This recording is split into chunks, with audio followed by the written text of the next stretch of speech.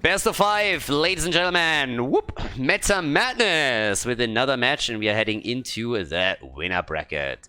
With Team Nick against Team HasuObs, first round of the winner bracket right here. And it's going to be fun. Now again, if you haven't really caught any of the previous games, so just to give you guys a refresher on the rules, pretty much 10 heroes are already globally banned for the entire tournament. You will never see those heroes played in the tournament at all. And the heroes are Deathwing, Zul, Ana, Johanna, Abatha, Li Ming, Sergeant Hammer, Rhaegar, ETC, and Greymane. There we go. So those 10 are completely out of the question. You won't see them in any of the games that we're playing over here. And at the same time, a hero that has been played in a series cannot be played within the same series again. Meaning after game 1 is over and you head into game number 2, 20 heroes are banned before the draft even starts. The 10 globally banned heroes and the 10 heroes that have been played in the first game, and so on and so forth. That forces the players out of their comfort zone a little bit. It doesn't really create some Clown Fiesta play where you have to all of a sudden play Nova, Gazlowe, and whatnot. But we've seen some crazy combos. We've seen Murkies, we've seen a little bit of Stitches coming back into the meta, a couple of picks with Thran as a support, which you don't really see all that often. Lunara has made it into the game yesterday. Main tank Arthurs. I mean, you name it. There were like a lot of variations that were really cool to see. And it's of course quite nice to also have a series in which every single hero is only played once. So that gives you a bit of variety while not destroying the competitive integrity of the competition here, since obviously there is prize money on the line thanks to high tech. So 2,000 euros in total. Now Tassadar gets actually banned out fairly quickly here on Tomb of the Spider Queen. We have the Tracer ban. That's something that has also happened now multiple times. Now Tracer has seen a rework. So her rework was good enough to bring her into the meta. Well, bring her into the meta is probably the wrong way to phrase that, because I don't really know what was wrong with Tracer in the first place. She still seemed pretty okay and was every now and then picked, and good players could make huge plays with her, but she has still maintained her spot in the meta. Whereas Cassia's rework, I mean, let's call it not really all that successful. Haven't seen her once yet. So players don't really value her very highly at this point. This is game number 1 of the best of 5 series, so let's hope that we're going to get a few games out of this one. We have still, with the winner bracket of course, a second chance for everybody that loses here. So let's say Team Hasu loses out to Team Nick and drops into the lower bracket. They would face off against Team X-Ray, who came in yesterday's group stage last in their group and therefore have to start this double bracket elimination system out of the losers bracket. Junkrat as a quick pick. So this is the only time that you're going to see Junkrat in this particular best of 5. And Nick and his boys, how are they going to play this out? They have actually a sick lineup here as well. Nick came in first in his group. So the group winners were Nick and Marcus' team. Those were the 2 teams that made it happen in the group stage, and therefore they got the better seeding. HasuObs got number 2 in his group, and therefore the cross spots over here. Rek'Sai is in. Dino on Reyna. And let's see what else we get. For Haas is actually a little bit annoying because a lot of the heroes that he usually plays, well, maybe not a lot, but some of them have been banned out. Sergeant Hammer, for example, is not going to make an appearance in the tournament at all. Haas probably not going to be too happy about that. He's just like, give me the tank. No tank for him this time. But yeah. And Banana H doesn't get his Ana. Ana's Banana was also banned out. So no Ana for Banana, but Malfurion. He gets locked in, and we get Blaze together with that. Okay, coolio. Okay. Yeah, Blaze has actually been played in a main tank position a couple of times now. Now, I doubt that it's going to happen for this one in particular, since Wit hasn't picked a hero yet. And on top of that, this isn't really... Well, I guess theoretically you can play Blaze as a main tank here, but honestly, why would you if you have the choice, right? Sylvanas gets right away also banned out on the 3rd ban. And what else are we going to get eliminated here? Kerrigan, of course, banned super early. When Sven plays, Sonya gets banned. When Nick plays, Kerrigan gets pretty much banned. And when Maka plays, they're always like, yeah, we have like 5 bans that we want to ban, or 5 heroes that we want to ban out against this kid, but which one are we going to go for? It's mostly Tracer or Mephisto that we can eliminate. But in this case, Garrosh gets taken away. So Masquerade has no chance for that. I mean, you could see a Diablo, for example, on this map. There's honestly a couple of picks. I mean, we had already ETC banned out, ETC and Johanna globally banned. That in and of itself is already pretty fantastic, since both of them were huge parts of the meta. Especially, of course, on maps like Tomb of the Spider Queen, but he could play ETC anywhere. Tanks are probably the most attacked category through all of this. Okay, Gul'dan and Deckard Cain. The old man already confirmed for our first map even. And, well, what's the last double pick? We still need tanks. Still need a few tanks in here. I mean, again, Diablo is up, Meridian is up. You can go Nubarak if you want to. So there's still a fair amount. But after this, it's gonna be slowly shut down a little bit. We've even seen the Imperius main tank. There's the Nubarak setup, a Nubarak Malfurion.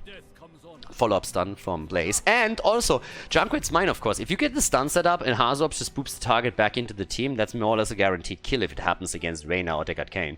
So that's good. But, yeah. Last pick. Let's go. What's the tank here for them? Still need with this tank? And then we're good to go. And we're ready to rumble over here. And the tank is Imperius. Yeah. As I just said, here it is, in the main tank position. Tomb of the Spider Queen, ladies and gentlemen, the first map in the best of 5 series here at the Meta Madness winner bracket between Team Nick and Team HasuObs. Game number 1, Tomb of the Spider Queen is the map, and let's go. Let's fetz, sprach der Frosch und sprang in den Mixer. On the left side, Team Nick with Nick himself on Gul'dan, Kelvin on Raxa, Dainu on Reyna. We have Masquerade on Imperius, Yasu on Deckard Cain. On the right side of the map, the red team, Team HasuObs with Wit on the Nubarak, Blade on Blaze, Banana H on Malfurion, HasuObs on Hanzo, and Skog is playing Junkrat. Okay, let's see what they can actually pull off in game number 1 and who the winner of this one will be. Who takes the lead in the best of 5? Who is it gonna be? Of course, Jimmy again.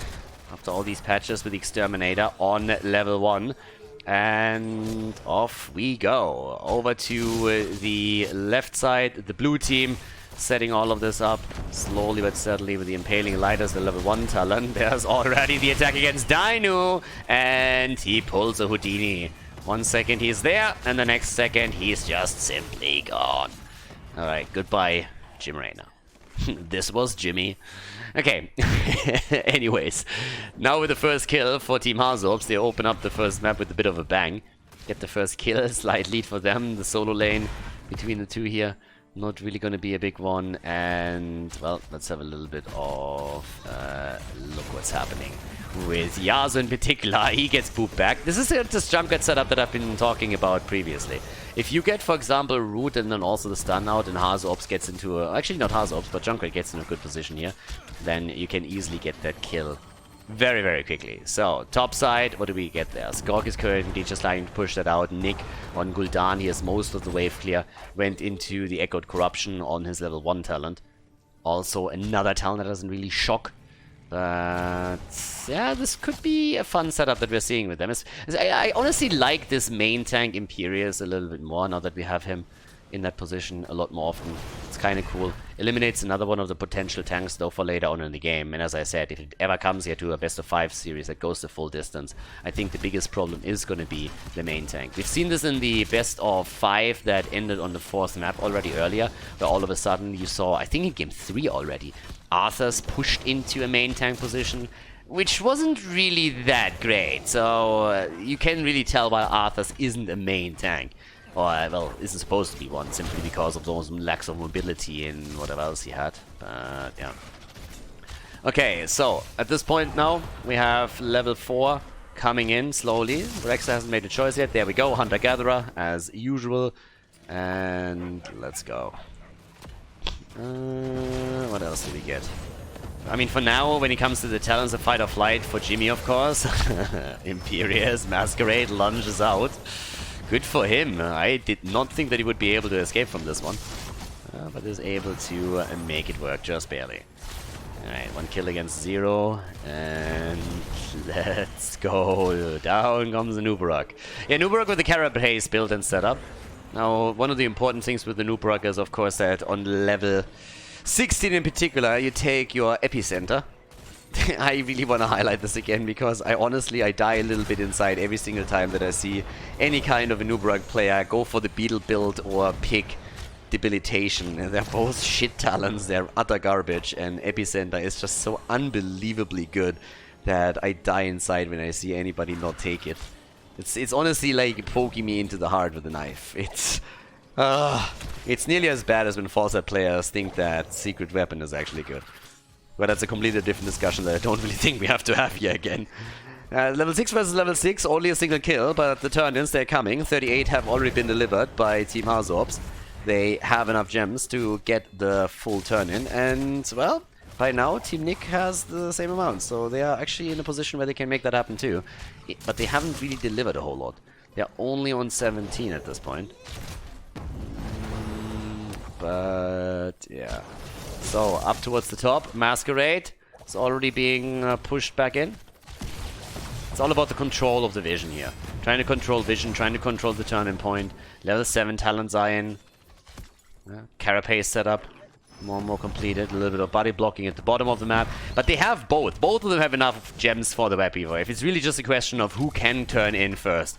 And it seems like the red team is that team. They're able to get the gems delivered that Junkrat was holding. And now they have the first Web Weavers coming down 4.5 minutes into the game. Good for them. Also, nearly the completion on the quest for Hanzo here with level 1. He needs one more stack and then he has the quest reward for himself. But let's see. Top side, that's where the attack already comes in. Yep, they're pushing everything out here. And that's the quest completion. Nicely done. Okay, so how much damage can you actually do with this? Usually it's not really a whole lot. The 2 damage dealers at the top should have an easy time taking the Web Weavers down. Dino has Exterminator, so that's going to help him against this. And Gul'dan helped out too. At the bottom of the map, that is a problem. Not because of the kill, but because it comes with 17 gems that just got eliminated. Actually, Masquerade gets a few of them. Doesn't get a whole lot of them back, don't misunderstand that. But yeah, it was a big blow. That was experience lost a little bit at least, it was gems lost, and also they lose the momentum at the bottom of the map, of course. 5 versus 4 for now, but just look at that forward. It is so low already. They might not be able to take it, but this is going to be a disaster for later on in the game. So a very good opening for Team HasuObs here. Nicely done. Very well done, actually. Okay. But yeah, let's have a look at the bottom of the map. Right now, Hasu is taking the Siege Giants. Rest of the team is still playing this out. Dino gets actually slowed down as he approaches the bot lane. But he's a bit too late to make a difference there, and Hasu just immediately jumps out. That's alright. See you later, alligator. And hops away. That's a bit of an experience lead that will lead to the early level 10 ability. Not a big window, not something that they can heavily abuse or anything. Masquerade with the 10 gems. It's getting a bit tricky because if level 10 now kicks in, there is another turn-in opportunity for Team Hasu. They don't have the gems yet, but they have 40 that they could secure themselves.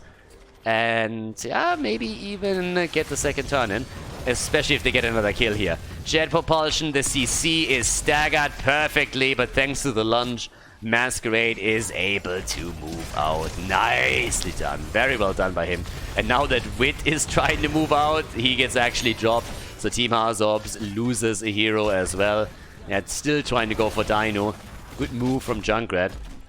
The displacement is incredibly strong. But let's see if they can actually get that turn-in, because they have 41 gems. Even just delivering the 41 gems, that would already be a win. 31, 41, getting all of them delivered. So even if they lose out on the Web Weaver wave now, it's going to be pretty good, because that's secured gems. There's not going to be anything negative happening to you if you just like die now. You're not going to lose a whole lot. So, well, let's see. At that point, there's the hit. Blade jumps out and is able to escape. Okay.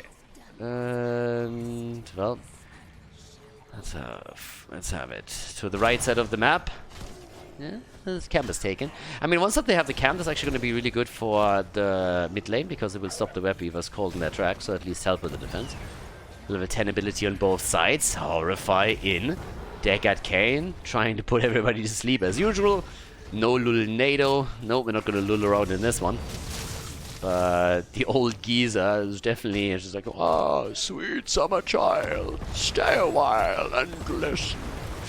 Okay, 1 against 2. Let's go, boys. It's party time. Horrify. And the Nubarak gets away. There's the cocoon.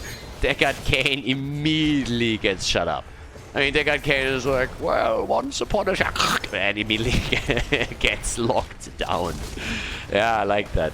Good job. And Nubarak, like, listened to the first 3 words of that story. He was like, yeah, fuck that, old man. Nope. You need to be quiet.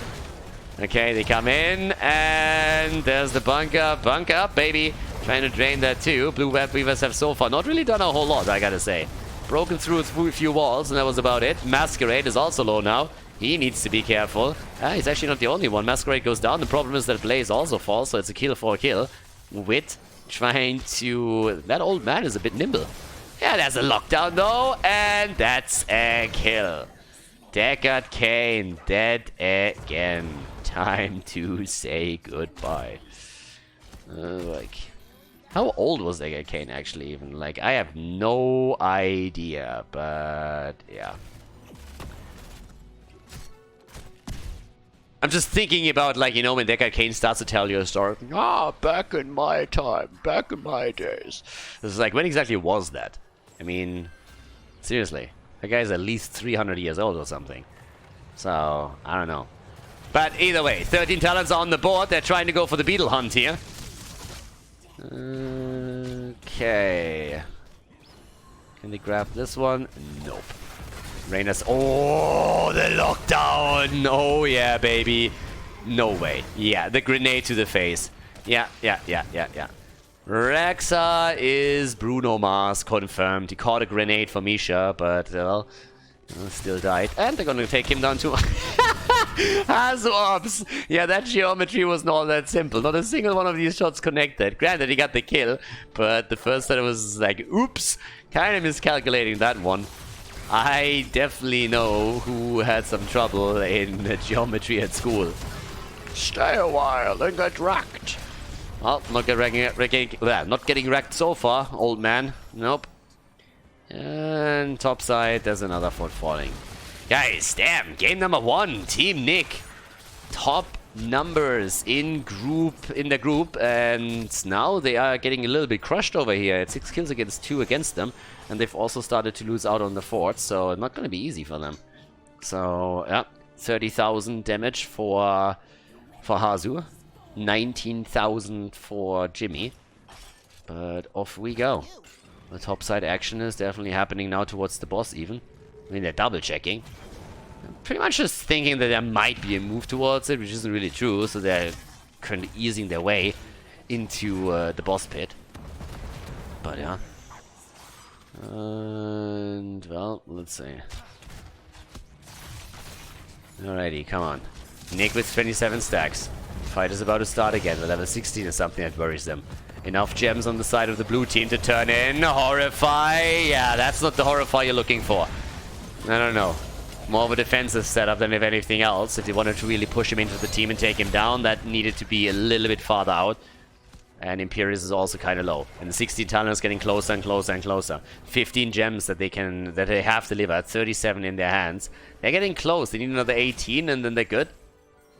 See if they can actually make that work. Well, they have 32 right now. There's actually 56 in total. So they picked up quite a few gems here, which means that they are very soon in a position where they can get another turn in. And with level 16 now ready for them, that should honestly happen. They're even going for boss with this. So there's always it's always pretty much there, where you tell the opponent's team, listen, we're going to take boss. If you want to defend against that fucker, you need to go in, turn in, and get the web weavers in. There's the arrow connecting. Nice. Riptire. Rip. And down they go. Oh my god. No. 33 gems. Oh, team. No. Robbery in broad daylight here on Tomb of the Spider Queen. Ouch. Ouch. 33 gems eliminated. They don't have enough for a turn in. And Team HasuObs can go for the double hit now. They can easily just go for the 1-2 punch setup with boss plus web weaver. And guess what? Blade, he already turned everything in that he has. HasuObs with the 22. Malfurion is actually timing this, so he's waiting this out. This one is gonna hurt a lot. 16 versus 16. At least they got the talent, right? At least Team Nick was able to get the talent in. But, oh boy, this one is not going to be easy to stop. That top keep, I feel a little bit sorry for it. Ooh, yeah, Web Beavers are on the way. Boss is also on the way. And this one is going to hurt a lot for sure. So, let's actually see what they can do with that. First of all, the quest is also completed for Rexa. So at least he has the extra armor now for himself and for Misha, so that helps a little bit. But Web Weavers are already sitting in the middle. The one at the bottom are still a bit far out, but they will make it to the wall eventually. It's early in the game though, so the boss isn't really all that strong just yet. It should still be the end of the keep though. Well, actually, they're defending pretty decently here. It's not that bad. I mean, the boss is still there, and they moved through the wall now. Nick on his old Gul'dan has 25,000 damage, 41,000 for Hanzo. There's a bit of a damage output as they're trying to zone them out, but the keep at the top is already taking a bit of damage. Yeah, another big hit coming in. Of course, that's not the only thing that is getting attacked here. We see the keep in the middle also starting to lose HP. And if you're just continuing the trend towards the bottom of the map, guess what? The same picture right in front of us. Keeps all over the place have now taken damage, and the red team follows up with it at the top and tries to take it down. Nice. Well done. Okay. Yep, that one was pretty good. So, Epicenter on level 16 for Anubarak. And here's again a little bit of Boomerang. Well, they got quite a bit out of it. I mean, again, one keep down, the other walls all opened up. Keep in the middle is on half HP. This one down here has taken damage too. Of course, the one thing that worked in favor of Team Nick a bit at the defense was not only Gul'dan with his Echo Corruption setup here and the AoE that he brings to the table, but also the Exterminator for Jimmy, which really allows him to get mad damage in against those objectives if he gets in a position where he can make the attack. This, on the other hand, is pure cancer. I mean, seriously, let's just look at it. Hanzo the entire time can interrupt with one hit after another. Got that bullseye in later on too, but on top of that, we also have Junkrat with just one grenade after another. That's just like, ah! And comes in, gets the grenade connected, interrupts you on the turn-in attempt. Nick is the one that really wants to make it happen. Everybody else zones for him, and he gets the 33 gems delivered. So that's already a big step. But the situation of the map hasn't really changed. And here comes the setup against Masquerade. Big arrow, big European arrow that hits its target. Nick gets attacked now, and moon fired into Oblivion. And well, that's not going to be the only kill. They go for Deckard Cain. The old man is dead again. And that's just bad news. Question is simply, what is the red team doing with it? Are they going to try and go for the keep? Are they going to try and go for the core? They get another kill over here against Imperia, so there's that. And it seems like they're going to go for the core approach. Nick, Wit actually diving into this, has to use the rewind as well. Is already back down to half HP. 26 seconds for the old man to come back to business. With his ult, by the way. So he could actually use that. Bot lane attacks the keep a little bit. Now, as they commit, they kind of need to make this happen, but I don't know they can. Yeah, they start to switch the target up. I would have gone for the keep in the middle in the first place. And it takes them a little while to really start focusing on it, but now they finally do, and they should really attempt to take this one down.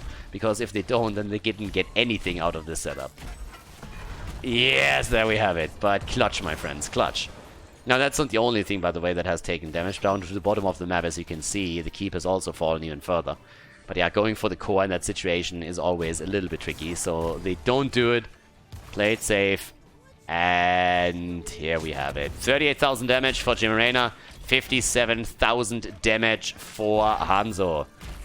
Little hipster is ready. Look at Hanzo's profile and that hipster beard right there. That guy gets a manicure after every single game, and you know it's true. Have you seen any other hero in this game that has a hipster beard like that? Not one, ladies and gentlemen. Not one. Malfurion is dead. That Horrifier was actually gold. Nicely done. Tranquility or not, that was a kill. And Nubarak is still alive. Yep. But that's a turn-in. Finally. Finally turn-in number 2. Now that they got the kill, but they're still up against Storm Talons and they lost 2 keeps, so it doesn't help their cause too much.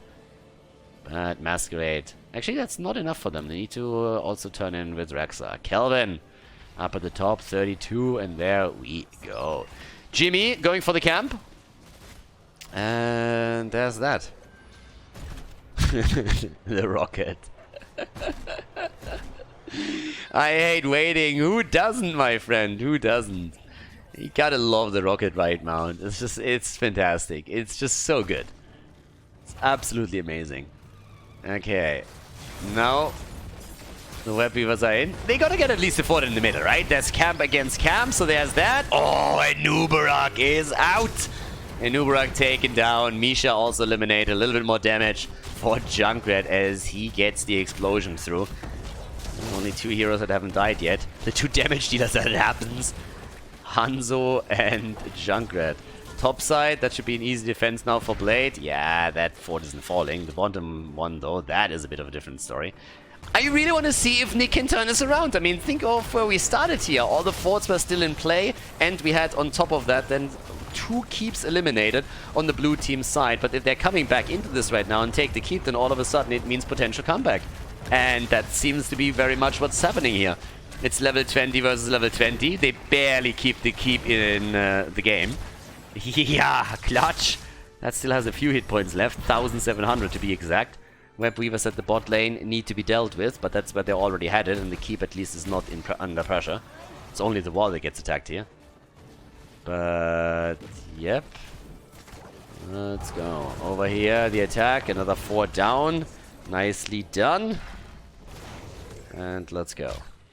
It's getting closer. It's really getting closer. I mean, this is one of those setups where it will be incredibly interesting to see if Nick and his boys can actually make up for the fact that they now have 2 lanes pushing against them the entire time. Because the last fights looked pretty good for them. Last fights were actually really solid. There's another one. Blade is trying to turn in. Was actually able to manage to do that right in front of Dino. Turned in right in front of Dino. It's like, yeah, no problem. I got this, boys. I absolutely got this. Came in, got the turn in, and is looking great with that. Okay, so the attack is up. It's kind of funny that the team that was behind the entire time, and kind of still is, if you think about it, is now the one that is being super aggressive here, looking for a kill opportunity. It's 11 kills against 4. They're trailing 7 behind, and they're just looking for the kill ever since all of this happened. And they have to push it out, of course, a lot. If they played on the other side of the map, then they're going to run into trouble. Ooh, a North American arrow has snuck into the European scene here, apparently. Yeah, still on its way, by the way. And if it didn't crash, then it's still flying today. And Ubarak is down, and he is not the only one that's gonna die here. No, we have Blaze also taken apart. Guys, what's going on? All of a sudden, Team Nick is coming back with a vengeance in this game. Team HasuObs looked like they would be the sure winner of map number 1, and now the exact opposite is happening. We have hero after hero dying on the red team side, and they are starting to struggle massively. Now the boss is going to be taken top side. Team Nick is going to have an easy time with that. The attempt to turn in at the bottom of the map has been thwarted by Deckard Cain and by Imperius. That doesn't really help their cause. This is getting more tricky by the second. Yeah, rotation down to the bottom. Masquerade is turning in over here. Camp is taken, and the rocket ride. Skog is rushing out. Blue Web Weavers are descending, and there comes the boss together with that. Yeah, like, I don't know about you, but that is bad news. That is very, very bad news right now. So, I am not so sure how they're gonna stop this. And it is honestly crazy. I mean, Siege Giants at the bottom are at least obliterating that. That's not a question. But stopping that top lane push, that's a whole different story. They need to somehow... I mean, someone needs a bit of miracle, don't they?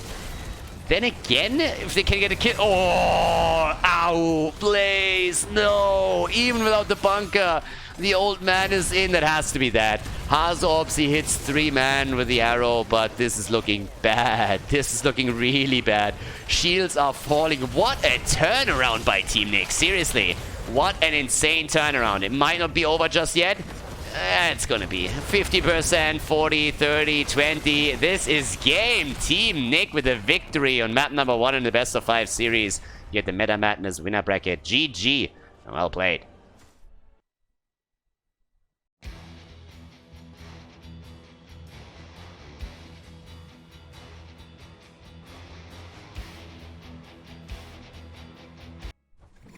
Game number 2. I honestly thought that we would head into this one with a lead for Team Nick, but as it turns out, sorry, with a team for Team Hasu, a lead, but Team Nick turning it around, coming in, and immediately, yeah, I don't know, towards the late game, turning the tables. 2 keeps were down. They had 2 keeps eliminated, so I don't know. But yeah, now that we're heading into game number 2, 20 heroes are already banned before the draft starts. The 10 that you just saw on map number 1, and the 10 globally banned heroes. That will spice it up a little bit. Game 3 is where we're looking at, really. Game 3, Game 4, Game 5. That's normally it, but let's see what's going on with that. Sylvanas and Urel are both banned out. Very different ban pattern, actually, especially with that Urel ban, something that we didn't see in the previous series to that extent. Now, there are, of course, still a few of the personal preferences that could be banned out as well. Kerrigan being a good example. On Tomb, it made a lot of sense. On Towers, we've seen Nick also play the hero multiple times, but it's not really the same setup, so we'll actually see. But yeah, so there's the Zeratul ban right away. Zeratul is already out. And what do we get as a ban for Team Nick before we're heading into our first picks? But yeah, with Towers of Doom, it's a pretty regular map right now in all of this. Now, there's a couple of maps that we haven't seen at all. We've even seen Braxis played once, we've seen Sky played, but a map that has made no appearance yet at all is Garden of Terror, for example. So that's a map that just nobody really wants to play unless they have to. I actually think that Alterac passes in too. I'm pretty sure it's in the map pool. But yeah, has also not been played. That being said, we didn't see a series go into the 5th map yet either, so yeah. Medivh gets taken. Hasu on Medivh right away. First pick potential, actually. Garrosh, played by Masquerade, and Dino is jumping in with Vala. So far, so good, so that's actually kind of nice. And let's see what else we're gonna get. I mean, game 2, there's a lot of options that you still have. It's really the tank setup towards game 3, game 4, game 5 that interests me the most. But there are other options or other heroes that also can be locked down a bit. In one of the earlier series, we actually saw a heavy focus on auto attackers in the first few games, and that resulted with, I want to say game 4, pretty much nobody being around anymore. Bans have targeted Reyna heavily, and then you had Phoenix already played, Vala already played, like a Tracer was played beforehand. Hammer is, of course, globally banned, so there's a lot of that stuff, you know, that doesn't even come into play anymore. But yeah. Diablo and Jaina. So we actually look at a 6 setup here. If you have a wombo combo execution that is proper, you can go Leyline, Apocalypse, and I guess theoretically even Ring on Jaina. People don't really pick Ring anymore right now. It's more about Wintermule on 20 and Water Elemental on 10. But if you go into a full-on wombo with this, then hey, ring it up, baby. That Ring of Frost can go completely bonkers if you have everybody locked in that hard. Yeah, the Malsail ban. So Malsail gets banned too. That keeps Garrosh a bit safer. Ban on the other side, the final one in this map. Lulcio, okay. Lulcio's getting banned. And that brings us to the next double pick. Let's see what we have over here. Okay. We need a support. We have Rhaegar banned, Anna banned globally. So those are already out. Lucio's banned now, so you kind of want to pick your support now. You're not going to ban the supports out completely, but then there is that fine line between supports that actually add something to the team and supports that you just pick because you have no other options left anymore. So Anduin is still fairly good here. There's a lot of actually throwing around, so you have now multiple tools with Garrosh moving in and, you know, flipping a target over, and at the same time you have Anduin as well. So there's that. And, well, let's see. Okay, Sonya and Kharazim. Okay, Sonya and Kharazim. Nice. I like it. It's actually a pretty good setup because Sonya is now very safe with Medivh and Kharazim, and she's also super powerful right now in the right hand. So if you have these extra layers of defense for her, then she can go a little bit harder and really take them down. And on top of that, what else do we get as a last pick? Let's see. Towers of Doom. The Zarya pick. Yes, exactly. She wasn't actually banned in this. She was banned so heavily in the previous rounds. I kind of assumed. Just slipped my mind here. But that's a good one. Zarya Garrosh. What a setup. That's actually sexy as hell for Towers of Doom. Alright guys, let's go. Game number 2. We are in Meta Madness, the winner bracket, Team Nick against Team HasuObs. Game number 2. Team Nick, they turned it around on the last map. A really impressive comeback that we saw from them there. So, nicely done. Now we're heading, of course, into our next match. And let's see what they can pull off here. Can they make the 2-0 happen? Or is HasuObs going to bring it back with his team? Currently on the left side, Kelvin on Vala, Yasu on Anduin, Dino on Zarya, Nick on Leo, and Masquerade on Garrosh. And on the right side, Hasu on Medivh. We got Banana H and Karazim, Wit on Diablo, Skok on Jaina, and Blade on Sonya. Okay, off we go. Pretty much the normal talents. Actually, Feel the Heat has now been picked for Zarya. I guess that's at least worth highlighting. It's a talent that we've seen previously, so don't get me wrong, it's not like the talent isn't yet played. It's in multiple, but there's also the grenade build that there's pretty much builds for nearly every setup with level 1 for Zarya that you can go for. So yeah, there's a lot of variety for her. But as we now head into the brawl in the middle, we also have on level 1 for Sonya, Tough as Nails, and the portal action is coming through as Hasu saves the team from this little attack over here. Okay, now down to the bottom of the map.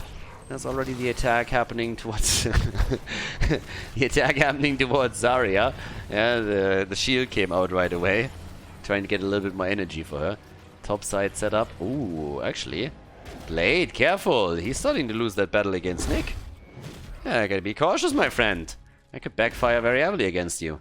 It's gonna be a tricky game for Team HasuObs anyways, I think, because the 4-man that we see at the bottom of the map once that Vala joins the fun is pretty powerful. It's not gonna be easy to play around this, so might be interesting once we're heading into the mid-game here with level 10 abilities, if they can actually hold on to that. Zarya is just such a huge enhancement in so many different compositions. And that's the beauty of just having this particular band setup, because it allows you to pick that hero once and try and sneak it in. And they were able to lock Zarya in together with Garrosh, which is always the dream, because that level 4 speed bubble allows you so much additional utility on Garrosh when you can use it against an opponent. So this is pretty impressive from them. That was a great draft. But either way, they already stole the camp away at the bottom right, so the pumpkins are now coming through, so that's another one. We have the next set of pumpkins moving in as well, and that pretty much breaks the wall. I mean, there's one tower still in. But yeah, level 4 talents also taken right away.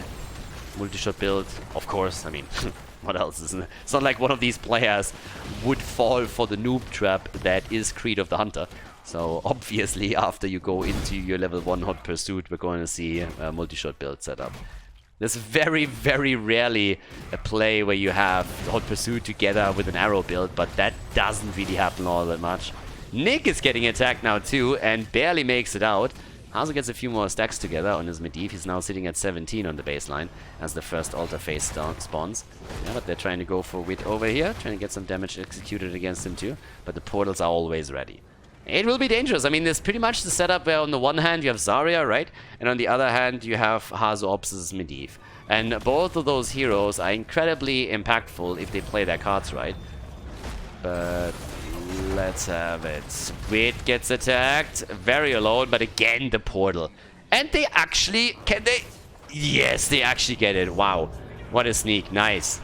Yeah, top right and top left haven't been taken yet either. Nick is doing a fairly good job against Blade at least, but of course that's not gonna be an easy channel for the blue team. It's just like way too far exposed and much easier to take for the red team on the right side. So the top left, top right exchange still takes place, and that puts the lead onto the board for Team HasuObs as they have 32 points on their opponent's score, while they still hold 36.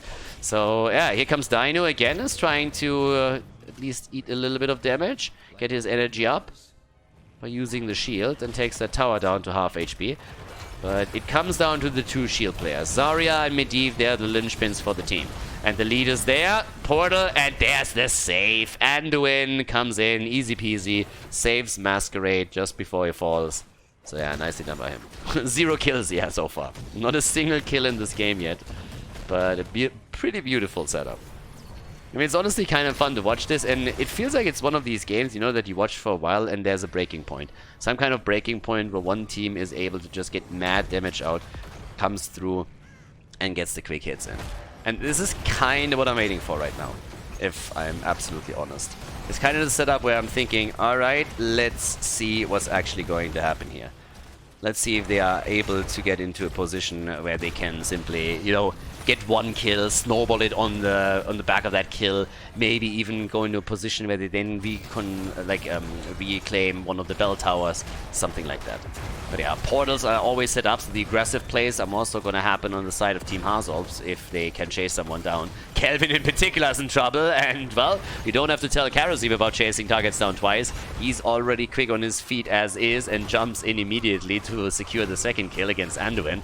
And here's the momentum train. They're already moving over quickly through the map. And just double check what they can do here. Maybe even go for another kill, a bit of extra damage. Masquerade, of course, looking for the flip over the wall. But HasuObs would have had that portal ready pretty easily. Okay, so top side. Sonya, channel down at the bottom of the map, an easy one. 28 against 36 points now. 2 kills against 0. Level 9.5. Sonya still sitting in the middle here. But this is party time now. Look at these quick rotations. It's so awesome when you actually got a portal they can use to. You can easily move around the map here. And they apparently just try to sneak in to get the top camp. And on top of that, of course, then also help out with the wave clear here. But yeah, the action is in. So we are already looking at the blue team taking the experience at the bottom of the map. Making their play right here. Top side, the camp has been taken. All about level 10. There's the APOC. Leyline likely. And the only question is... yeah, it's not really a question.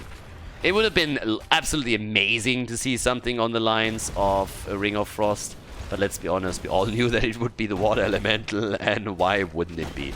So yeah, Water Elemental gets played.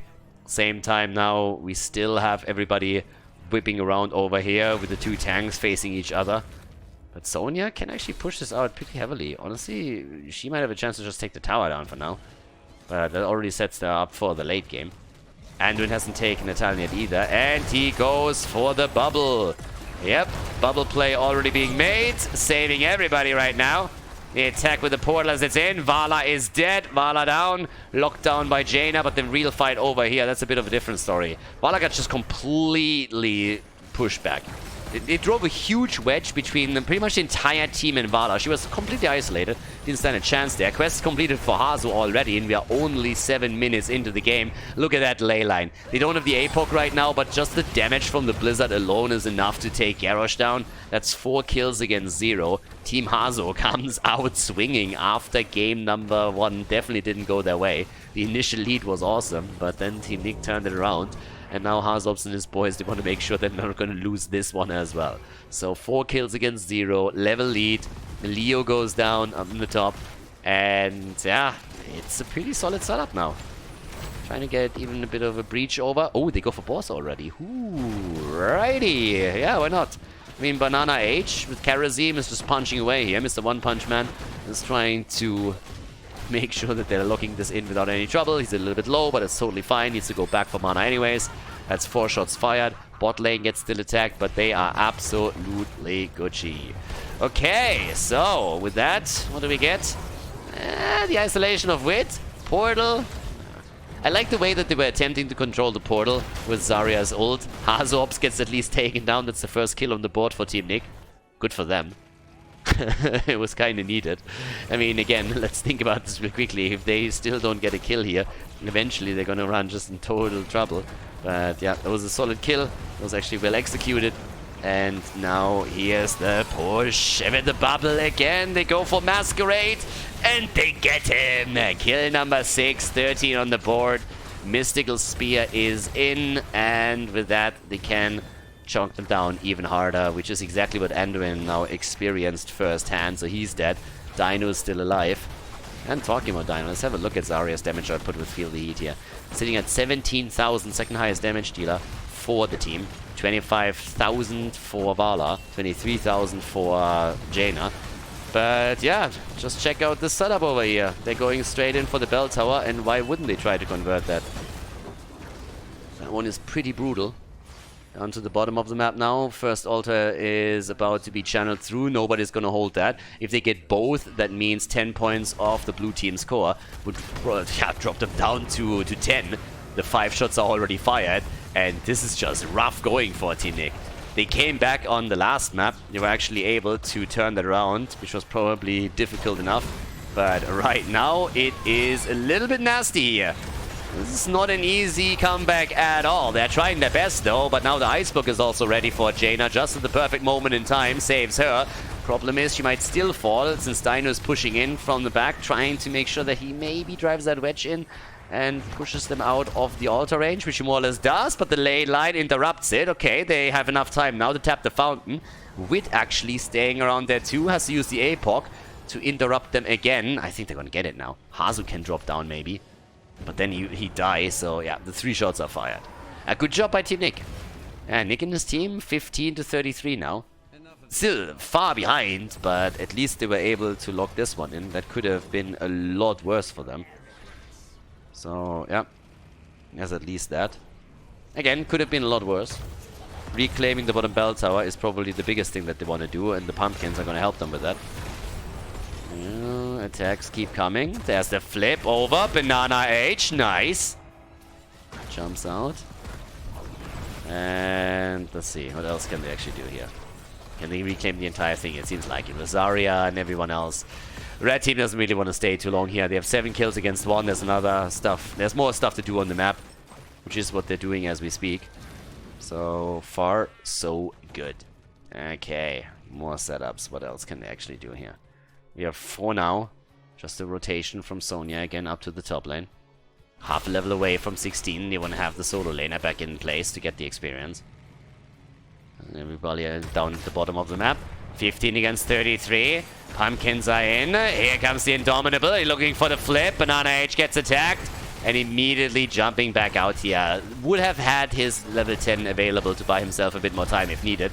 But talking about it, oh, Zarya already with the ult here. They're starting to jump in. 16 is on the board now. That makes things pretty difficult, especially since Karazim has gone for additional damage. Leyline and the APOC have been completely screwed up here. Lack of communication on the team. I mean, Dibble sees an opportunity and says, let's go for the stun. HasuObs misreads it a bit and goes for the ley line, hopes for the follow-up. So, yeah, that didn't do a whole lot for them. Yeah, again, it happens. It's just a communication issue. We saw an opportunity to get a good stun combo off with APOC, went for it. HasuObs was, of course, expecting him to be the one to initiate with the ley line and then the follow-up, so that didn't do anything for them.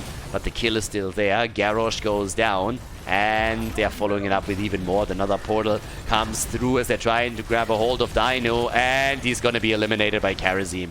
Karazim comes in. His level 16 alone is, of course, great. Leo is also down, so is Anduin. That's pretty much a full-on wipe with the exception of Vala. She's the only survivor right now. But that's the recapture of the camp at the bottom. 4 shots are already fired. As the top has been channeled, that's 11 points. And once they're taking this one, it will be a single point left for Team Nick. Altar down here is going to be channeled. They get all 3. There's the channel through top side. Nobody can stop this. Boss is up too. It's a total disaster right now. Blade lets it go? What? Ah, bell tower at the top. Okay. Apparently they want to go for the top bell tower too. Down at the bottom of the map, the channel has started. Top bell tower is likely going to be eliminated. Well, Hasu, if he wants to go for it. They're fighting over this here. Oh my god, Nick nearly died again. Yeah, but that being said, is the minion wave really going to take it? I don't really think so. I think he needed to shoot it up a little bit more over here. It is finally getting it. I think they were trying to time it so that they at least have one that can take the top bell tower and then they can end the game right here.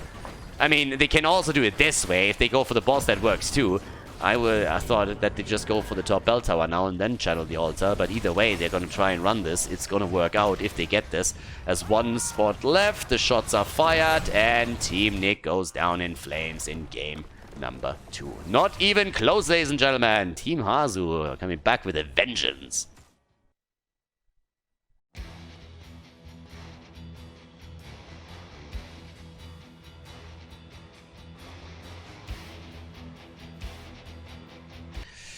Game number 3, let's go. Hasu and his boys, they came out swinging on Towers of Doom, and boy, did they pick up steam here. So, nicely done.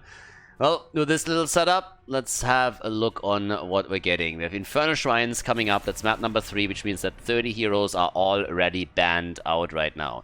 Team Nick and Team Hasu going up against each other. 30 heroes. How are 30 heroes banned, you ask? Very simple.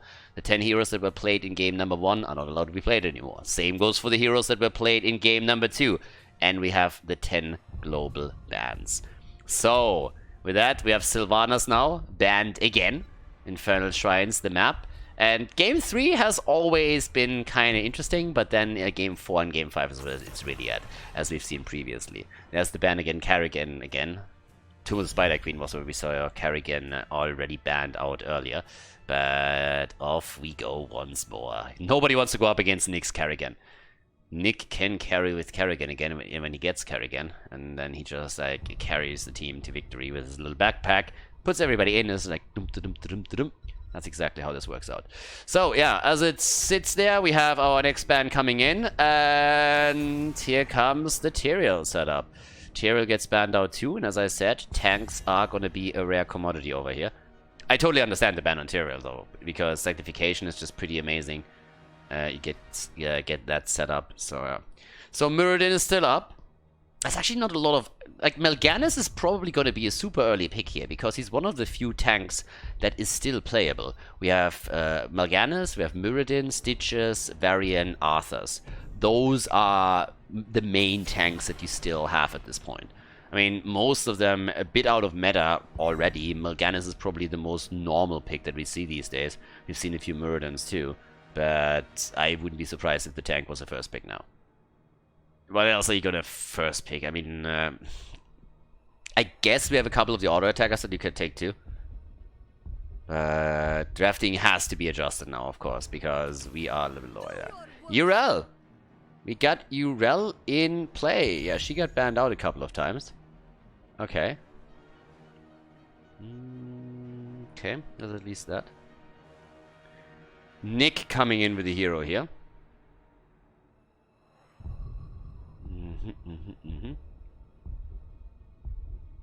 And, well, let's see what else we're gonna get.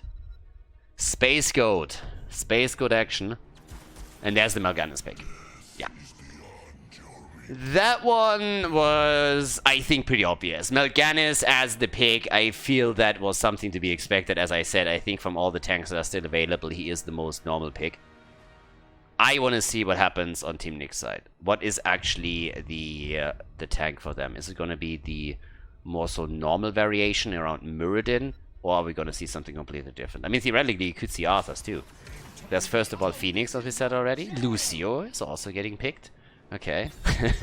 Phoenix, Urel, and Lucio. That's a start in the draft. But yeah, ban time. Okay. What do you ban out here? I guess Hasu just bans a main tank. I mean, seriously, just ban a main tank at this point. Ban whatever tank you think they're gonna pick.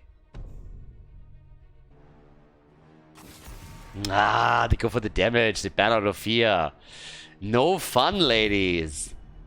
Okay. Fair enough. But Ophia could be a good pick here too. Now, there are, of course, still mages around that should be available. Actually, thinking about the mages, I think Kel'Thas is still up. Kel'Thas could be taken. There's actually quite a few. I mean, Mephisto, if one of them can play this Infernal Shrine, it's not too bad. Chromium, didn't even think about her, but yes, the fake dragon gets banned out as well. Double pick now for Hasu. And his boys, they still need a support too. And, well, on the support side, we still have a few options. Alexstrasza, again, you can play Dragon Queen if you want here. Stukov, though, is also still available. And Stukov on this map is pretty good too, because he can also, like, just cordon off these small entrances into the shrine and play around that. Kel'Thas, yes! And Maiev. Kel'Thas, Maiev are picked. Last two picks now on Team Nick's side for game number 3. And it's awesome. Oh, this is good. Infernal Shrines. Let's see. What do we get? What's the play? You still need the main tank. Oh, I guess another bruiser that can somehow function as a main tank. Muradin. Muradin. Oh, Candy Muradin. The Pedo Dwarf. The Pedo Dwarf and Thrall are in play. And let's see what we're going to get for the support. Just don't pick Lily. If you have Pedo Muradin on one side and Lily on the other, it just becomes awkward. Wanna have some candy, girl? Yeah, no, it just becomes weird. So, yeah, whatever you pick. I mean, pick Alexstrasza, pick Morales, I really don't care. There's Stukov, as I said, so that would probably be a good pick. But, yeah, there's Alexstrasza. Alright. Alexstrasza in play. Infernal Shrines, ladies and gentlemen. Let's jump straight in. Game number 3. Which team takes the lead? Game on! Team Nick against Team HasuObs. The series is tied. It is a best of 5. And we are jumping into game number 3 to find out which team is taking the lead here. On the left side, Team Nick. On the right side, Team HasuObs. Dino on Phoenix, Kelvin on Thrall, Nick on Urel, Yasu on Lucio. Masquerade is playing the Pedo Dwarf. And on the right side of the map, HasuObs with Kelthas, Wit on Mal'Ganis, Blade on Malthael, Skok on Maiev. And we got Alexstrasza on Banana Age on Alexstrasza, other way around. Like, yeah, he's actually cheating on Ana, he's cheating on Granny, but that's mainly because she's just globally banned, so he didn't really have another choice there. Yeah, poor him, but that's just what it is. So, the Trolling Thunder on level 1, as usual. The talent is actually good now, in case that you haven't really watched Heroes of the Storm in some time, so as silly as it may sound, it's one of the better talents that you have now, outside of Echo of Elements. As we're jumping into this, let's have a bit of a look at that setup just in general. I mean, the combo that we see from the red team is actually kind of nice once that you have the cage on Maev's setup, because Kelthas could get a lot of damage out in those environments, and the same is also true for the rest of the team. And the follow-up with particularly Malthael would be really good for them. Ooh, Yasu actually is already getting more or less murdered, but makes it out. What also is pretty cool about the setup that we have for the red team is, of course, the Alexstrasza point. When you go for the objective and you have, like, let's say around 20 stacks, you can pop the Dragon Queen, and that usually secures you the Punisher. So that can be actually pretty neat for you. But Team Nick, they have some really good execution, and the early pick into Urel already shows how confident they are into the Space Goat, just jumping around and annoying people. Muradin, yeah, he would love to jump a little bit too. The problem is he just gets CC'd the entire time here. He's still able to make it out. But he actually went into the extra heal on level 1, so has a bit more self-sustain right now, which is good for him. Rotation towards the bottom of the map as they're trying to take another camp. But in the meantime, as you can already tell, there's the aggression from Team HasuObs through the middle. Still moving down here, and that should be a kill. Yep, that's the kill against Lucio. This time he wasn't quick enough. I'm sorry, my friend. I was hoping to zone them out in a way, but nope, not happening. So, very good movement, very good moment there for them. Get the kill in. Right now, there's also the attack again towards Skog. Okay, and that's even. Another camp taken out. 1 kill against 0, level 4 on both sides. Talents are slowly coming in. Standard build, of course, for Hasus Kelthas. As we have him now with the Nether Wind standard talent on level 4 for the hero. Muradin still with the Thunderburn. So going into the normal sustain setup that we have for Muradin. And the camps are taken at the top left and top right. With Mal'Ganis not quite making a choice just yet, but it's getting spicy over here. I like it. Again, the series is starting to become real fun. Level 4, or sorry, game 4 should be even more interesting. But already we're having Kelthas in play, and I can't even remember when I've seen Alexstrasza last time on the European side of Heroes of the Storm. That was more so a hero that especially the North American teams really wanted. That, on the other hand, is Banana Age dying, because that happens when you are trying to hold the camp for too long. Maiev is also about to fall, but she actually... Oh, she goes down. Can they tank the camp away? Yes, they do. Kelthas is dead too. That's 3 kills against 1. They're going for more. They're trying to go for Blade. That's another one. And Wit is likely gonna fall as well. Nicely done by Team Nick. They take their own camp. Then they rush over to the right side, and they're like, oh, wait a second. You're trying to time the camp? No, screw you. Jumps in, hammers them into the ground, and bam, that escalated quickly. The camp stolen, and they were absolutely murdered over here. Ah, well played. That's exactly the way that you gotta do it. No hesitation. You can really tell that the team is being led by an assassin. So Nick and his boys, they just jumped in and they said like, nope.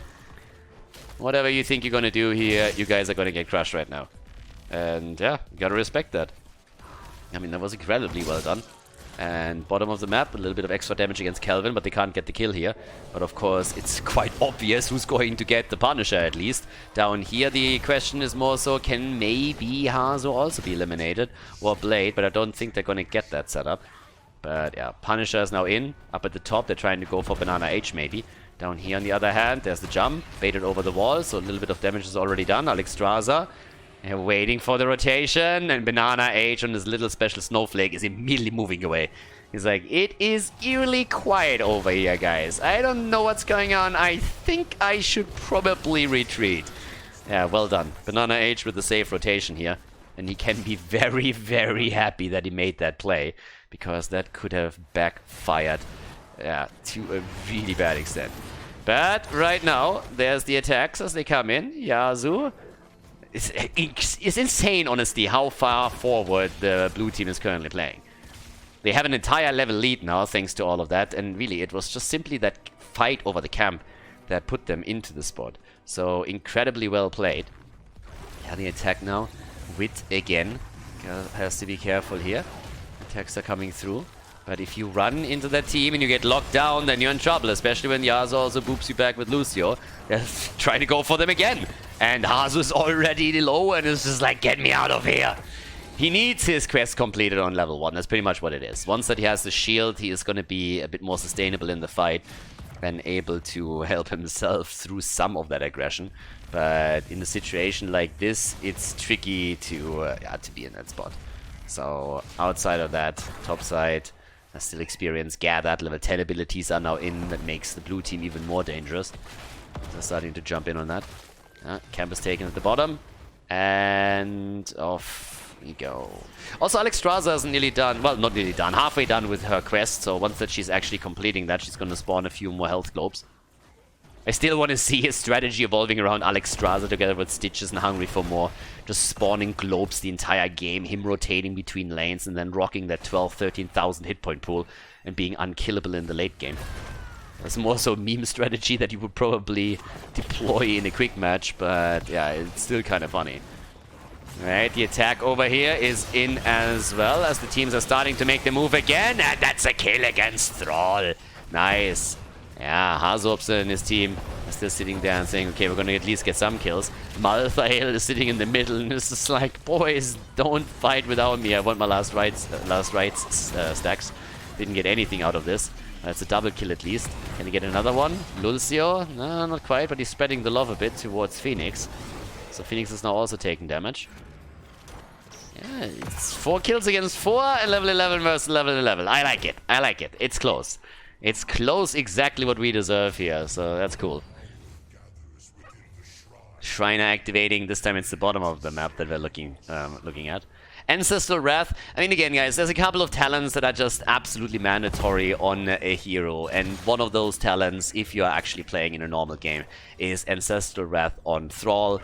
It's always the Mana Addict on level 1 for Kel'Thas. Those two are just not negotiable at all. Same is true for Epicenter on a Nubarak 16 and so many more. But right now, with only 1 stack missing for HasuObs, he really would love to have that shield available. If he can maybe move down here, grab that. Yep, that's exactly what he's going for. Takes that one down and can now easily grab it. Well, but if he goes into deep, then of course he dies. So good on Hasu to not greed for the globe there, even though he would have completed his quest. But here comes the Phoenix as they're trying to zone this out a little bit. So far, so good. Starting to jump in with the lead on the minions and keep that Alexstrasza Dragon Queen in mind. Yep, there it is. And that means that now they have an opportunity to take this without any problem at all. Dino, by the way, nearly dead. Dino and the kill. Maiev also with the tether against Nick. But they have the position now. The Dragon Queen helps with all of this too. And that is a Punisher. But it comes at a cost. The top fort will fall. Willy the minion takes it down without any problems at all. Question is, can they counter at the bottom? Can they take this one down? I mean, the wall is already broken through. Melganis is in the middle, Malthael up at the top. Rest of the team at the bottom of the map, pushing this through. Jumping straight in, trying to take it down. And, well, can we? Oh, the kill. Lucio is dead. Lucio down, him eliminated. And with that, the entire fort also falls. So at least on structures, they're drawing even now. On the kill department, they've taken the lead. Quest talents, mirrored in, sitting at 15. Still has to wait a bit until he gets finally the cooldown reduction on the auto attacks and the pierce. But the quest for Alexstrasza is at least done. So Alexstrasza is completed. Hasu is done with the quest reward. Wants, of course, more stacks. I mean, duh. Needs to make sure that he has a bigger shield that he can use. And he gets quite a few together. I mean, he's sitting at 28 right now. So there's that.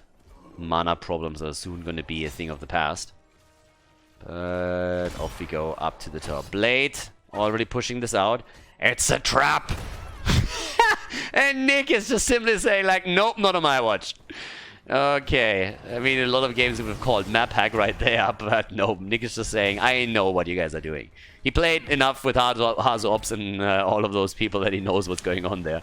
Nick is just absolutely stellar. He's one of those players that is just fantastic. I mean, he is that silent assassin that never really says anything, but he's just incredibly good. No matter what role he plays, we've seen him in so many. I mean, it's impressive, it really is. But yeah, so he shuts that down right away. So it's like, nope, not on my watch. I'm not going to fall for that bullshit. Wit, then again. Starting to come in. And, well, let's go. 15 against 15. Any second now. Shrine not announced just yet. Muradin with a jump. In comes Morganis. They're setting him up. Ooh, the kill. No way. The kill is in. No, my god. No, it isn't. Oh, how did he survive that? I was just about to say that they actually get the kill, but not the stack for Malthael, and then somehow he was able to move back out and still get some hit points back. That one was insane. And now Maiev is dead, and Malthael has also fallen. That's not the only thing. HasuObs is also dying. Team Nick, Jesus, calm the fuck down. 5-man team wipe. What is happening here? Team Nick absolutely brutalizing this twice now. They come in and take another 5 kills. They have a level lead. They got level 16, 9 kills against 6. These guys are just absolutely bananas here. Holy hell. Yeah, they're gonna try and go for the bottom key 4-2, and why wouldn't they? First, Muradin survives in a situation where I don't think he didn't have any right to. And then they just go in and murder everyone else. Okay, Masquerade has to jump out, and he does. Urel is hopping in. So they're pretty much just like tag team units. One's tapping out. And now they take the fort as well. What a setup. What a performance. Seriously. 2 big fights that they won. In one fight they killed 5, in the other fight they killed 4. It's like every single time they actually get kills, they don't stop at 1. They always get multiple ones, right? They come in and just obliterate. That's what it feels like right now. 9 seconds for the next objective. As also our level 16 talents now ready for both sides, as you can see. And even the lead for Team Hasu, because the camp is taken at the top left. Kelvin is now moving in with a pleb mount. Battle Beast. Oh! Oh! But off we go. Here comes the Space Goat again. Hoppity hop, baby. They're trying to go for the setup. And the salvo connects. That's a bit of damage. Not enough, though, to really be a threat here. 13 against 8 stacks. As they're starting to move back in. Dino needs to play around the shield a little bit. But we also have the sound barrier down from Lulcio. Yeah, they take the lead here, slowly but steadily. The problem is that now the Dragon Queen is starting to land. And Banana H is starting to help his teammates out and attempts to push back into the shrine. Nick is controlling that choke point quite nicely, though. Pushes them back, but here comes the damage output. The bombs are spreading. Masquerade jumps out.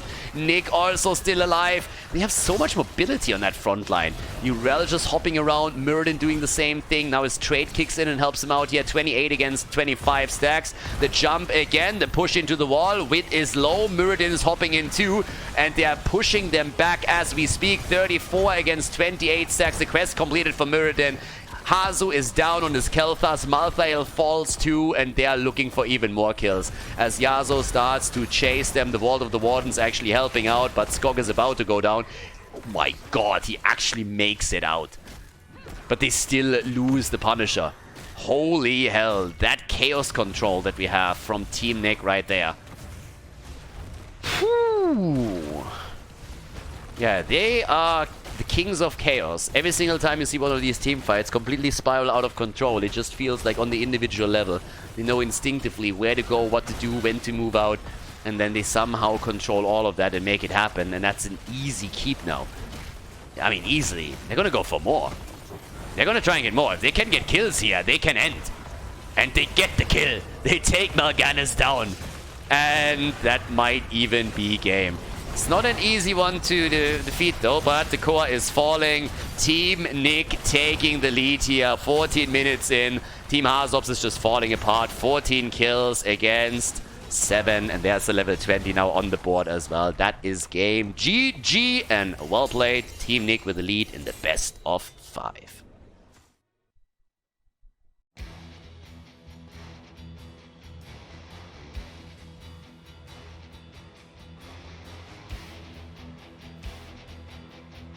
Game number 4, let's get the party started. 40 heroes are banned out as we are heading into this game, or into this draft. Shire is the map, and honestly this is the first time that we see Shire, if I'm not mistaken, today, and I don't know if it was played yesterday either. So this will be spicy, for sure. Right now, I am very curious what happens around the tanks, because, well, we have Stitches up, we have Tyrael up, which I fully expect to be banned out again. And it's gonna be a bit of a wild one, I assume. On the 4th map. Again, not Clown Fiesta wild, but like wild. Like some games, some picks that you don't normally see. A couple that are familiar, but I don't really expect someone to bust out the Gazlo or the Nova. That's not really the purpose of the tournament here. So there's the Zeratul ban first of all. Okay, so nobody wants to go up against him. But with 40 heroes already banned out, every ban at this point, of course, hurts. Tacita ban comes in. It's still my biggest question. Is Tyrael going to be banned out? I honestly don't think that Team House is going to ban Tyrael. Why would they? If they keep Tyrael open right now and it doesn't get banned by Team Nick, they can lock him in. There is a shortage of the frontliners at this point. There's not really a lot of them available anymore. There's a few, but all of them are a little bit like meh. And the best one on this level is probably still Tyrael. So they banned Tracer, and now it's up to Team Nick to decide whether they want to ban Tyrael out or not. And, well, let's have a look. I don't envy them that choice. I really don't. Nick and his boys are just looking at this like, Yeah. Chromie gets banned. Tyrael is up. Is he first pick? That's the question. Do they lock him in? Or do we get something different now? The bans alone are already awesome. But yeah, let's go. The Kerrigan pick! Whoop whoop! They couldn't ban her out this time against Nick, so they pick her away. Alright, Kerrigan gets picked so that Nick can't play her. It's like poor Nick. Feels kind of bad at this point. And, well, let's see. What are they picking? They got a double pick now. Frontliners. We need frontliners, ladies. Diaka and Sylvanas. I mean, we got the global in now. I think the bird is still available. Yeah, Falstad should actually still be a potential pick for them. Okay. No Tyrael pick yet. Damn. Tyrael Kerrigan? I'm kind of surprised they let this one slide. I mean, really? Of course, if you get the Contagion out later, or the Isolation, and Sylvanas and maybe the Arrow, then yeah, but there's the Tyrael pick.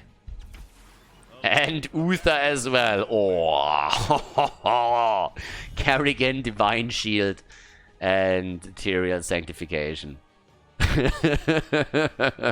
Honestly, that draft looks a little bit like it's 2016. Okay. Alright. Let's see. Is it going to be a Dehaka main tank setup, or are we going to get another one for them? Chen gets banned. Oh, even more melees banned out. They're really afraid of another Chen. I mean, yeah, you can jump in with Tyrael, with Kerrigan, with Chen too, so why not? Then you have a single damage dealer in the back.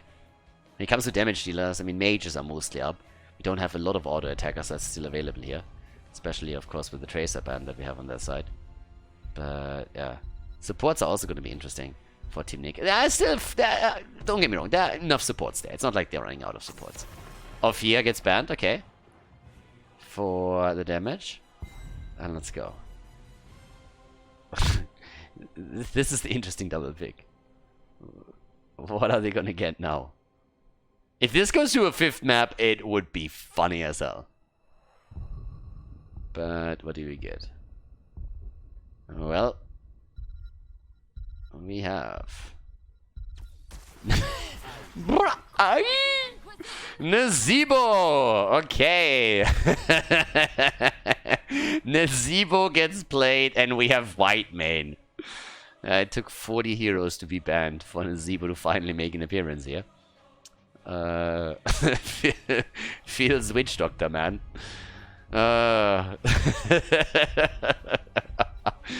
Yeah, Usta might have a bit of a problem there in the late game. If this goes to 20 and he has the Wild Infection, that's gonna be that. Kira and Lunara. Okay.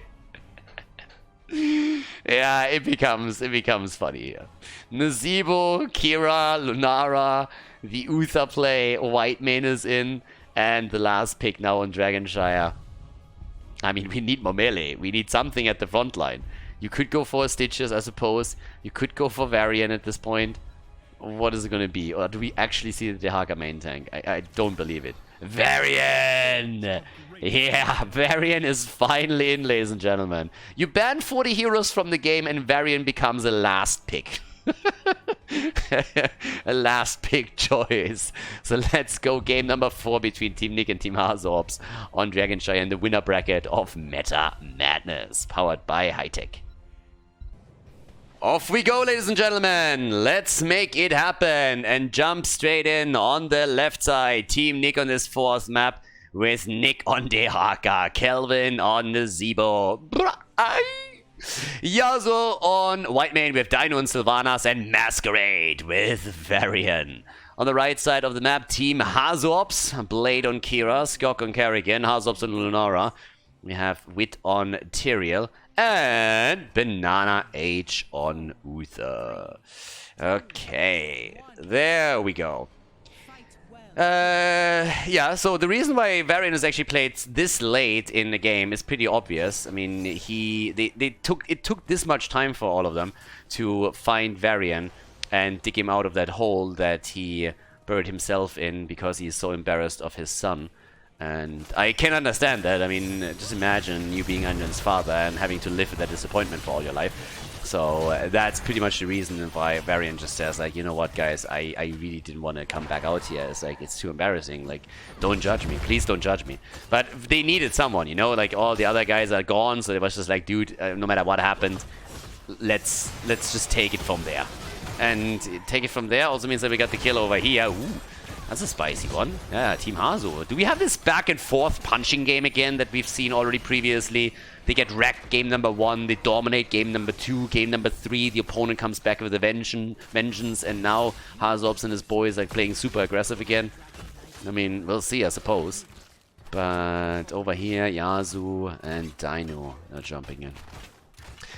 Yeah, all the Varian comments and the Anduin comments, by the way, it's gonna just like lead to the same reactions on YouTube again. I already know. It's like, what is happening with Khaldor? This unreasonable hate on certain heroes. Why doesn't he like Anduin? Is he playing for the Horde? But yeah, pretty much the only reason why I hate Anduin. I actually like the character, but for everybody that hasn't heard the story yet, so in 2000 and I guess 17, like I don't even remember. We were at the tournament in China for 2 weeks, boxed up in the hotel, and the only trailer that they played every single time that we had another map coming up was this World of Warcraft trailer with Sylvanas going absolutely badass for the Horde! And then you see Anduin coming in, for the Alliance! I want my mommy! And God, that pissed me off. That Crybaby trailer just like was horrifying. And if you have to listen to that like 50 times a day, at some point you would hate him too. So I like the character, but boy do I hate the lore behind it. Holy hell. I mean, either way. With that, we have now 1 kill against 0, and Nazebo with a Thing of the Deep on level 1. Anduin, Varian. Apologies, I'm really sorry. I am legitimately sorry. So, yeah, Varian with Taunt as the talent. Which reminds me a little bit of a Reddit thread where several Reddit users, after Blizzard was changing Varian a little bit, demanded that Taunt needs to be buffed because it is the only talent on level 4 that is unplayable on Varian. Whereas you can still play Smash and Meme Blades, Taunt is literally unplayable and gives 0 value to the team. True story. That actually happened, and people upvoted that. And now remembering it, it's just making it even more funny. But the stun combo is there, and Uther provides another one, so that's the kill. 2 kills against 0. Nearly a level lead. Anduin... I'm coming back to that Anduin thing. Varian. It's Varian. It's the daddy. It's... Okay, Varian. Yeah, he gets actually also attacked over here, but at least he doesn't fall. The wall is in. And off we go. 7 on the board. That's the extra talent. That's also, of course, a Dragonite that just got snuck in the middle. But over here, the aggression is still true. They need to defend also the lane down here a little bit more. The Swift Retribution is in. This is an early bodying that we are seeing. Top side, I guess Blade is going to give Nick the well-deserved ass-kicking with the Dragonite. I mean, that guy is a trial punter for the NFL, as you were going to see soon. There we go. That's the kicking that we want over here. So mid lane, also a bit of a pressure play. The level 7 talent still in their hands, give them the lead, of course. Kira hasn't taken a talent yet, still busy with the Dragonite, playing around. And here comes also a little bit of Toads. Toads of hugeness. Seems like a weird phrasing. Hugeness, really? I mean, honestly, that seems like a Trump word. Is that a Trump word? Is that a real word? Like, I don't know. But yeah, the Toads of hugeness are already in. They win bigly. Or at least I've heard so. But we're looking, of course, towards level 10 now, slowly but steadily. The Dragonite expiring up at the top. And again, they took also a few of those structures down. They did some damage to the middle, up to the top. As you can tell, the entire wall has fallen. The fountain has nearly been eliminated. By now, we also have the Siege Giants taken again. Hasu and his boys are playing a very solid one here with 2 kills against 0, entire level lead. Good control, getting the objective set up. So that's actually pretty decent. Lockdown against Varian though, and Varian is still alive. Oh yeah! Comes in, just gets the taunt out as they're trying to turn it around, but they're not quite able to make it happen. Alrighty. So, with that, we have currently Kelvin down at the bottom of the map, showing those minions how it's done. I have all the toads. I have the best toads. I have the biggest toads. And the level 10 comes in.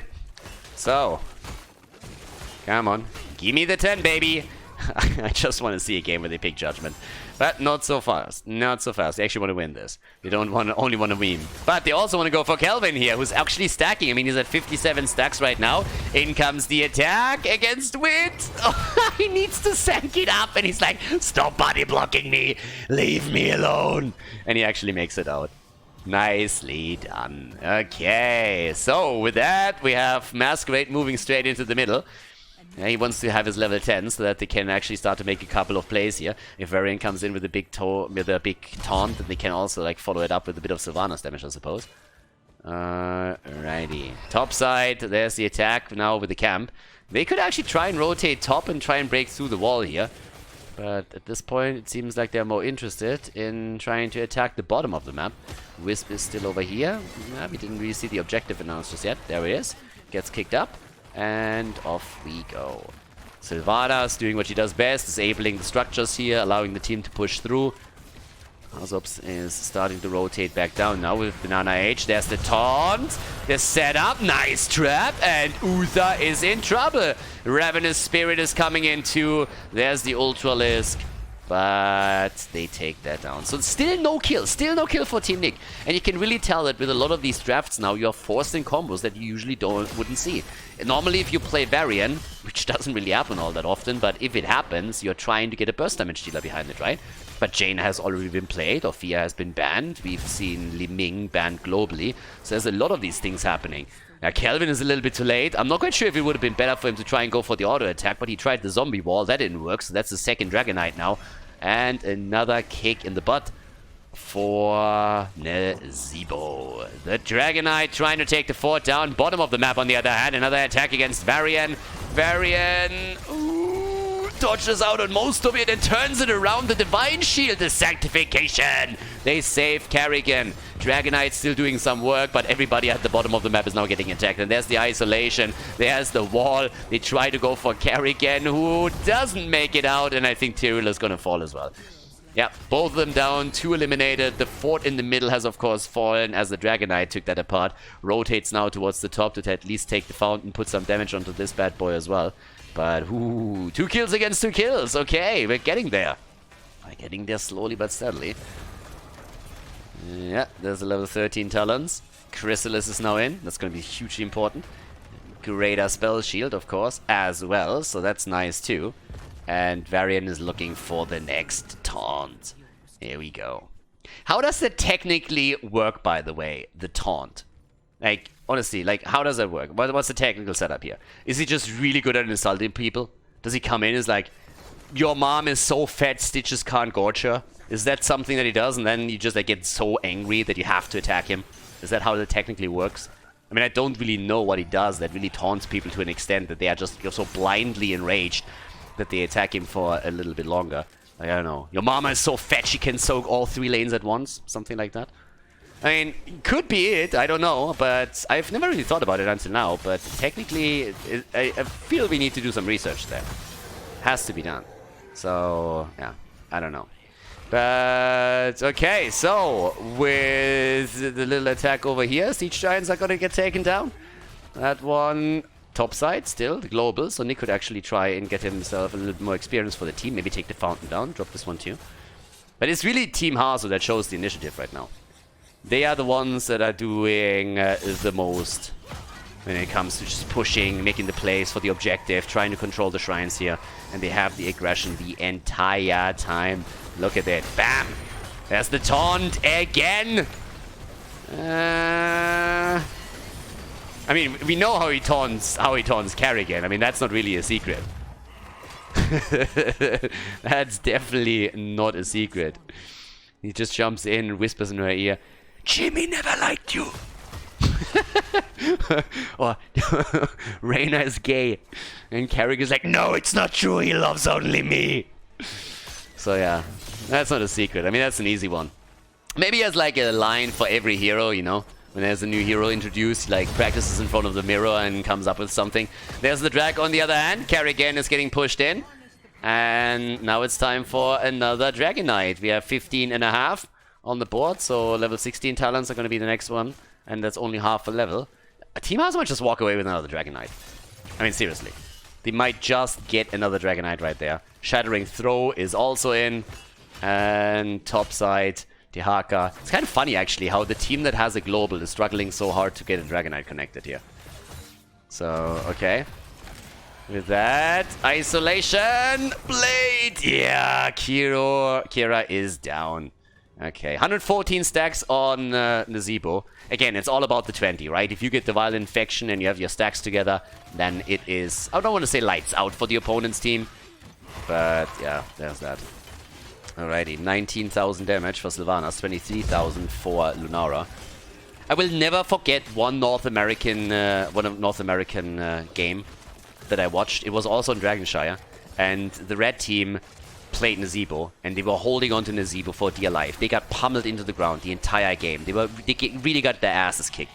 The forts went down, the keeps were starting to attack, they barely held on to the keeps, some of them with a sliver of health, and the only goal was really to get Nezebo on 20. And yeah, just make sure that he's able to finally get the Violent Infection. And it was the bot lane, I still remember it as if it was yesterday. I think it was Tiger JK on the hero, I'm not quite sure which player it was. Oh, hold that thought! The Sanctification and the follow-up, BAM! White main down, Masquerade, does he make it out? Yes, but just.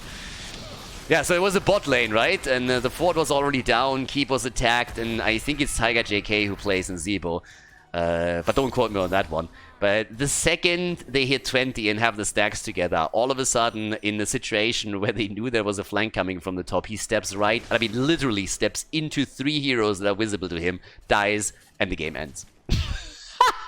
And I was sitting in the studio, just like waiting for the boys to finish casting because we're carpooling. And I'm just yelling at my TV. I'm like, what are you doing? I literally waited for like 50 minutes for them where they defended and stacked him, and then that happened just as they finally more or less won the game, and he just runs straight into 3 heroes, YOLOs into them, commits Sudoku, and the game's over. I was like, you gotta be kidding. I was so mad. That was the moment where I decided that I would stop watching North America. No, it didn't get that bad, but oh boy, that game tilted me. But the reason why I tell this story is that we are seeing not quite the same thing happening here, but this is the third Dragonite that gets now taken. It's full on map control from Team HasuObs. And the only thing that's pretty much happening on side of Team Nick is they are, of course, trying to do what they can, but they really want to bring that Nazebo into the late game. They want to cross these three levels up, get the 20, get the 175, go for the Violent Infection, and then try and bring that home. And that's something that they're going to try and attempt here, but HasuObs, they know that. That's why they're pushing like this. They're saying, just guys, let's go. Let's take them down before they ever get that power spike, because we can definitely make that happen. With Dragonite after Dragonite, despite the fact that Nick's team is running a global, they have now taken the bottom keep apart, and that is working very well for them. 5 kills against 3. If you think about it, the kill count isn't really that extreme. It's really just the Dragonites that they get the entire time that makes it so insane. Yeah, there's the old Nazebo. No. Looking for the kills. I mean, he gets the damage, but they weren't able to get a kill secured. Nazebo is already at 40,000 damage, and that's without the Violent Infection. Varian, yeah, you don't want to be here, my friend.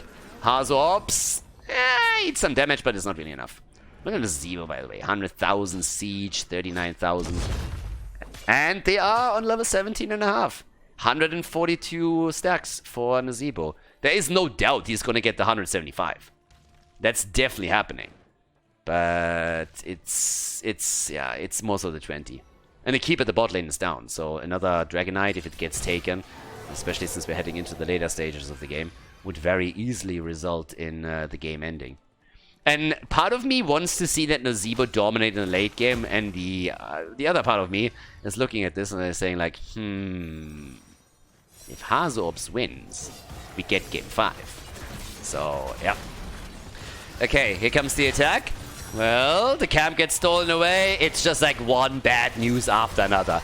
Nazebo survives. They're trying to get a kill together. And nope, not happening yet. Okay.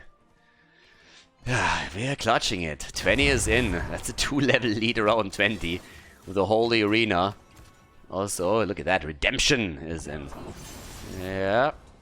Top lane. Heavy push. Shrine, thankfully for them, not announced yet. Nazebo is just sitting there. 153. Counts every single minion that he gets. I mean, again, given the circumstances, actually doing a decent job with stacking. They've been on the back foot the entire time. It's not like he can go out on the lanes and rotate so that he get more stacks together, but he will have it for level 20 if they get there. The only question really is, will they get there? Okay, so there's the hits in. Nazebo still sitting at the bottom of the map. There's another wave. Can take that one easily. Bam, gets the attacks in. A couple of toads out. 161. Yeah, easy peasy again. He will definitely get it. The problem is really that the next Dragonite could be their downfall. 166. Another 9 stacks and you're Gucci.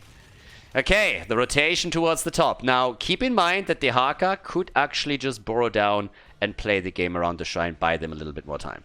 That could definitely happen. I'm actually a bit surprised that he doesn't do that. Now, they need a bit more vision, I suppose, but they actually let it happen. They just let it happen. They're just saying like, alright, whatever. So, no global play here.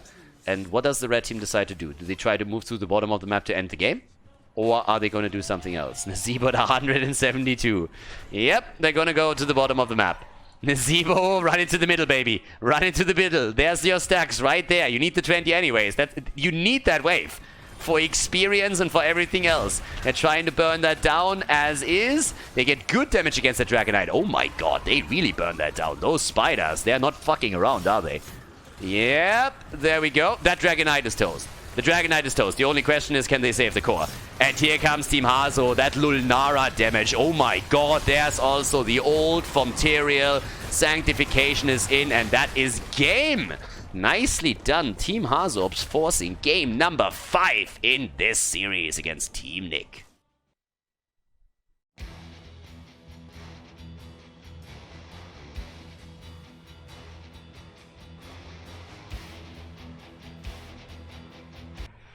Game number 5. It's the first series in Meta Madness that goes the full distance, and it is gonna be glorious, ladies and gentlemen. Now we are finally coming down to the wire. 50 heroes are banned at this point. 50 heroes as we're heading into this draft, with another 6 going to be banned out now. The first thing that happens is the Lost Vikings get banned. Nick looks at this and says like, Hasu on a big map? No, screw that. No Vikings. No Vikings for this. That's the first thing that we're actually gonna drop right here, right now.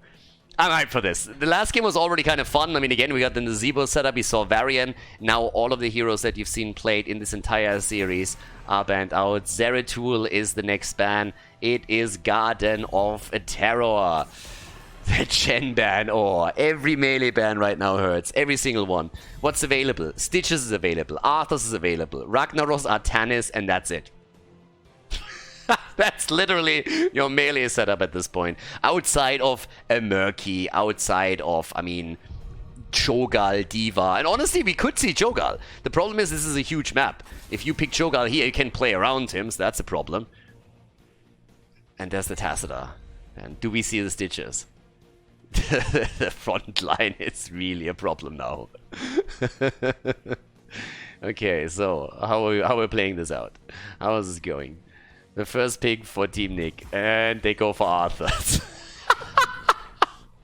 Arthas as a first pick. When have you seen this the last time? The first pick, Arthas, right there. And where's the follow-up? Also, in this point, they have to decide. Now, do they pick Stitches? Do they go into, like, I don't know, a Tannis main tank? You don't have a lot of options. Right-wing Falstad double global. Alright, they go for the full-on global setup. Those are all the global heroes that were still available. I mean, I guess you can play Morales with Medivac, but that's about it. So they are trying to play the big boy map on the macro level. That's the moment when Nick looks at the draft and he's just like, fuck. They know that they're gonna get out global tier if they don't pay attention. Ophia is in, Coffin Girl. Yeah, and again, if you guys didn't hear, but what she carries in her coffin, the hopes and dreams of Heroes of the Storm Esports, aka HGC. All makes sense now, that's why he's hitting so hard with that thing.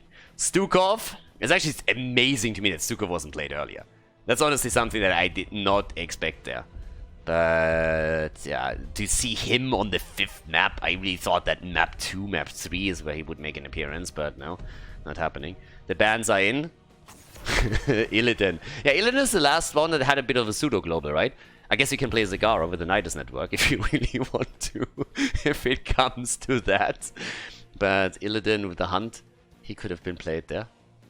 Not the case, though. Boy, are we starting to get in trouble here on the end. What do you ban against Hasu now? Oh, the beauty. Murky. Oh, enough cancer. Don't need to go up against the Murky as well. We already have Brightwing on the board. That's creepy enough as it is. That's a double pick. Doesn't make it happen. I'm terrified. I'm terrified. What's happening? Stitches! Stitches wants to play. And what else? Genji. Falstad, Genji, Stitches, Brightwing. Okay. And the last 2 picks for Team Nick. Are we gonna see a Valera eventually coming through, or what are we gonna get? Oh god. There's not a lot left. There is not a lot left, let me tell you that. Okay. Last 2. Doesn't seem like we're going to see a Cho'Gall in this one. There's the Valera! The Gaslow! They go for the Gaslow! Give him the clamps! Give him the clamps! Gaslow Valera!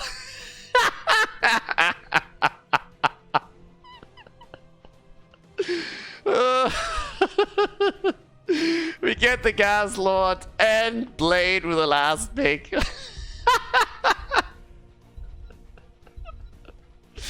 Game number 5, Garden of Terror. It's Ragnaros.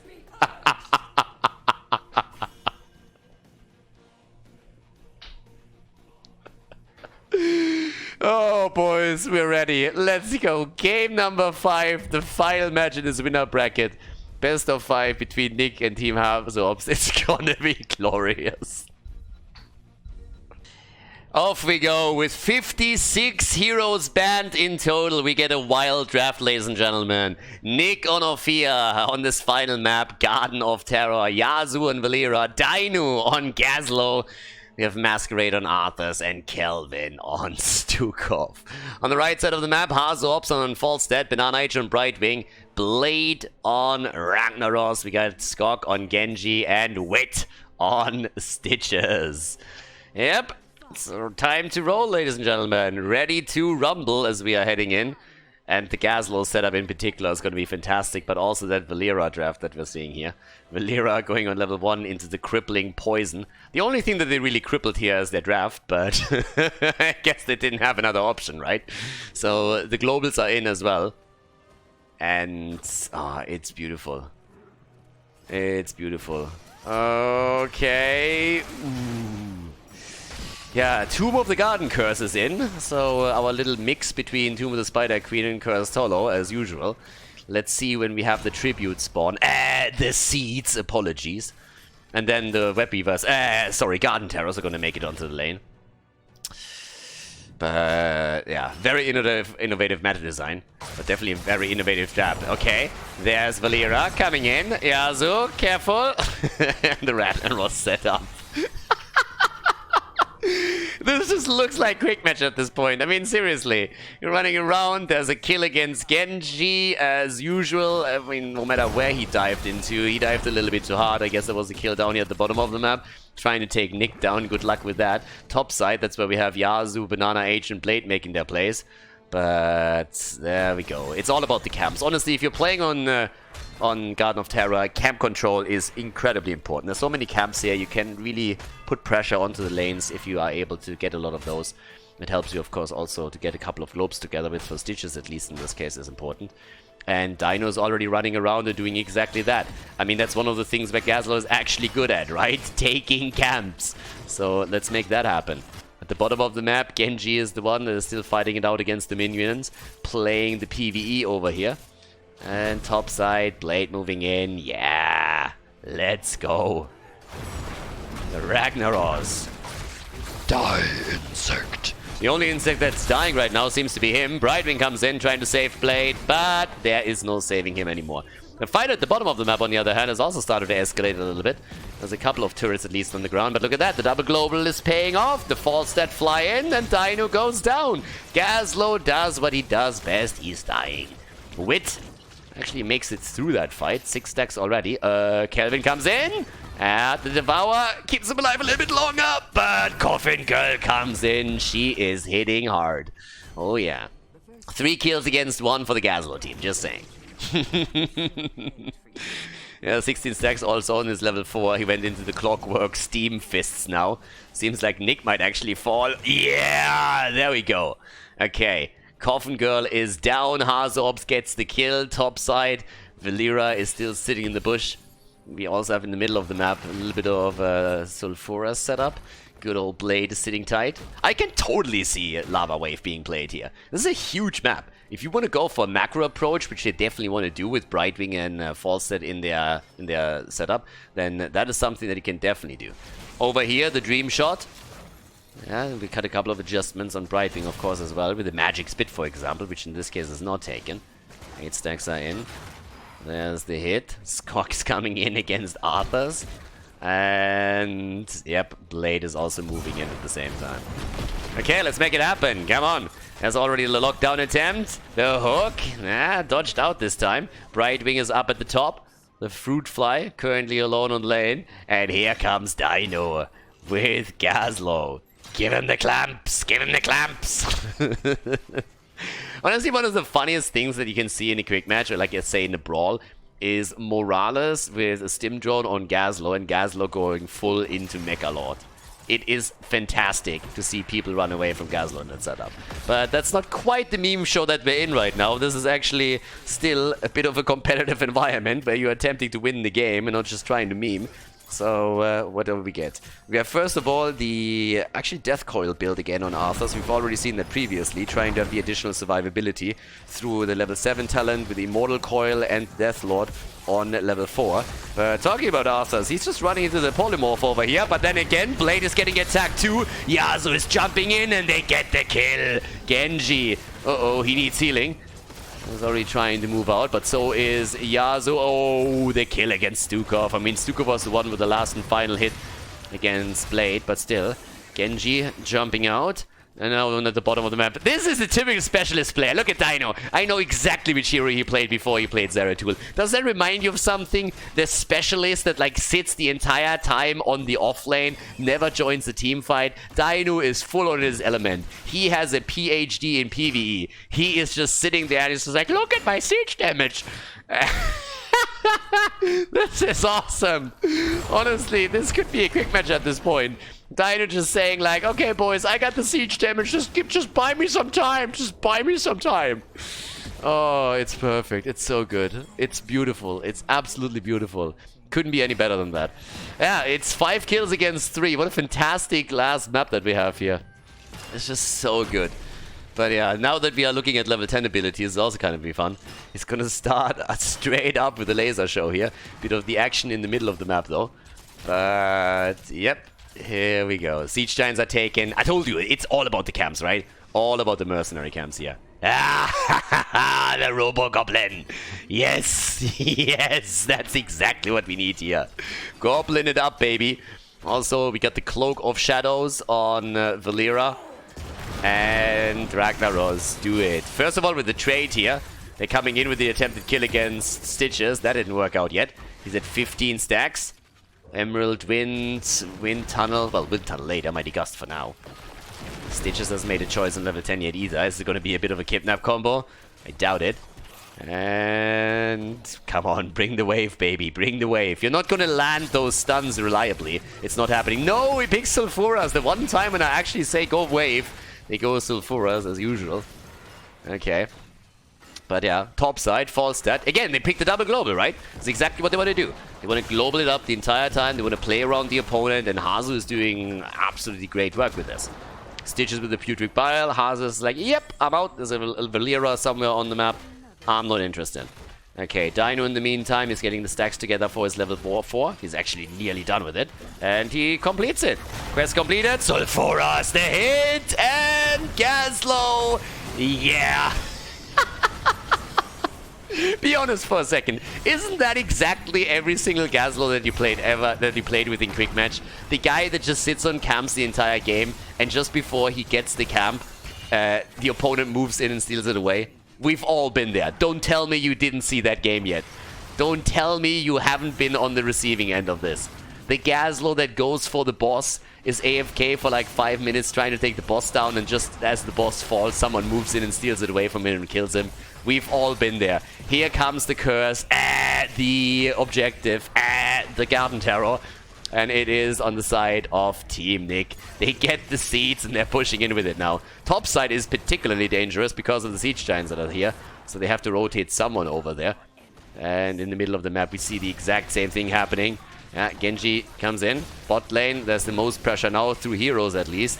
And we're looking for level 13 talents. Okay, let's go. At this point, damage output, let's have a bit of a look. 16,000 damage on Orphea. And we got 16,000 for Genji. Yeah, top side, at least the fort has taken some damage. Its entire wall has already fallen. The mid lane has easily been defended. But over here it's a bit of a different story. Ooh! Yeah, that's a kill. Yeah. Valera is down. She's been eliminated. And at the bottom of the map, at least the fort has been taken apart. Yeah, so level 13 talents are in. Masquerade is still sitting tight over here. False is the only one that hasn't died yet. And now we have the fishing hook. It's beautiful. It's so good. It's such a beautiful game. I love this. We need more 5 mappers. We really do. The last one is just a full-on fiesta here. But okay, let's take a closer look at this. What do we have in terms of talents? Stukov still goes with a violent reaction, as he should. We have the Shattered Armor here as well. Gaslow with so far a big focus onto the turrets on level 4 and level 7. and goes now straight into the extra large bombs over here with a strangle for... I mean, I guess at this point she wants to strangle Khaldor, but that's also kind of useful against the opponent. Brightwing, on the other hand, survives the fight at the top with the Emerald Wind. They're starting to put Stitches into a corner. He's sitting at 20 stacks. That's 600 additional hit points for the bad boy. He just wanted some playtime, but, well, he gets killed again. The push into the wall. Genji jumps out. Sulfuras doesn't hit anything. Nothing. Nada, niente. Yeah. Camp pushing in the middle, and another seed is spawning on the map. Let's go. Let's make it happen. 6 kills against 7. It is insanely close right now. Yeah, it's a beautiful game. Let's be quite honest here. It is a fun setup. The Khaldor, where's the Khaldor? Khaldor is up at the top. Okay, Dino needs a bit of mana apparently, so he's jumping out. But yeah, let's please bring this to 20 versus 20. That's what we need here. They're trying to go for Genji. Yeah, but he's fine. He makes it out. Doesn't have a problem. Okay. Falstad actually saving the fort for them. But yeah, at the bottom of the map, it's all about the seeds now. 18,000 damage against 22,000 on their side. Falstad actually has overtaken the damage output for Genji for just a little bit. And Ophia, she's at 19k. With Valera still getting a bit completed here. Ragnaros again with the Molten Core. So he has that set up at least. Wit is coming in for the interrupt. Ophia flank as Coffin Girl is starting to hit hard, but Genji is zipping out. Kelvin is in trouble though. Kelvin! Ragnaros wants the kill and barely misses it. Yeah, but they follow it up to the top a little bit more. Alright, still the zone attempt. Yeah, Khaldor attempting to set up not only the turrets, but unfortunately the minions and the mercenaries are also coming in on this. Gets hooked. Dude, what the hell? I'm trying to help you here. Yeah, one interrupt, but they have to rotate topside or this fort is going to fall, so they actually let the seed slide. Gets gathered by Skok in the level 16 talent. Makes this a very unattractive battle for them. Khaldor is going for the camps again. Khaldor is straight in going camp. There's the Hush. Giant Scorcher and the final cuts. Yeah, we all have memories of the final cut. There was a certain game on Sky Temple where final cut became kind of important towards the end of the game, if I'm not mistaken. I can't put my finger on it. Which game was that? Which game was that? Was that mid-season brawl? It was like, yeah, something like that, right? Okay, so 16 versus 16 any second now. With the camp taken at the bottom of the map, thanks to the level 1 wingman, it seems like this fort is gonna fall. The 16 talent is now coming in any second. The seed is spawning. Yeah, just in time. Good timing. That top setup also needs to be eliminated. Thank God they have a double global, so they should be able to easily make that work. Genji. Genji. Yeah, Wit is there. He's providing the vision. Where's that hook when you need it? There we go. Full on turret setup. The turret storage right there. More turrets, more better. That's all I get from him. Okay, so over here, let's have a bit of a look. There's the jump, there's the attack. There's the next seed coming in. Position is taken. Camps are also claimed. And they're starting to make their way into it. Okay, let's have it. 6 kills against 7. Is that the big one?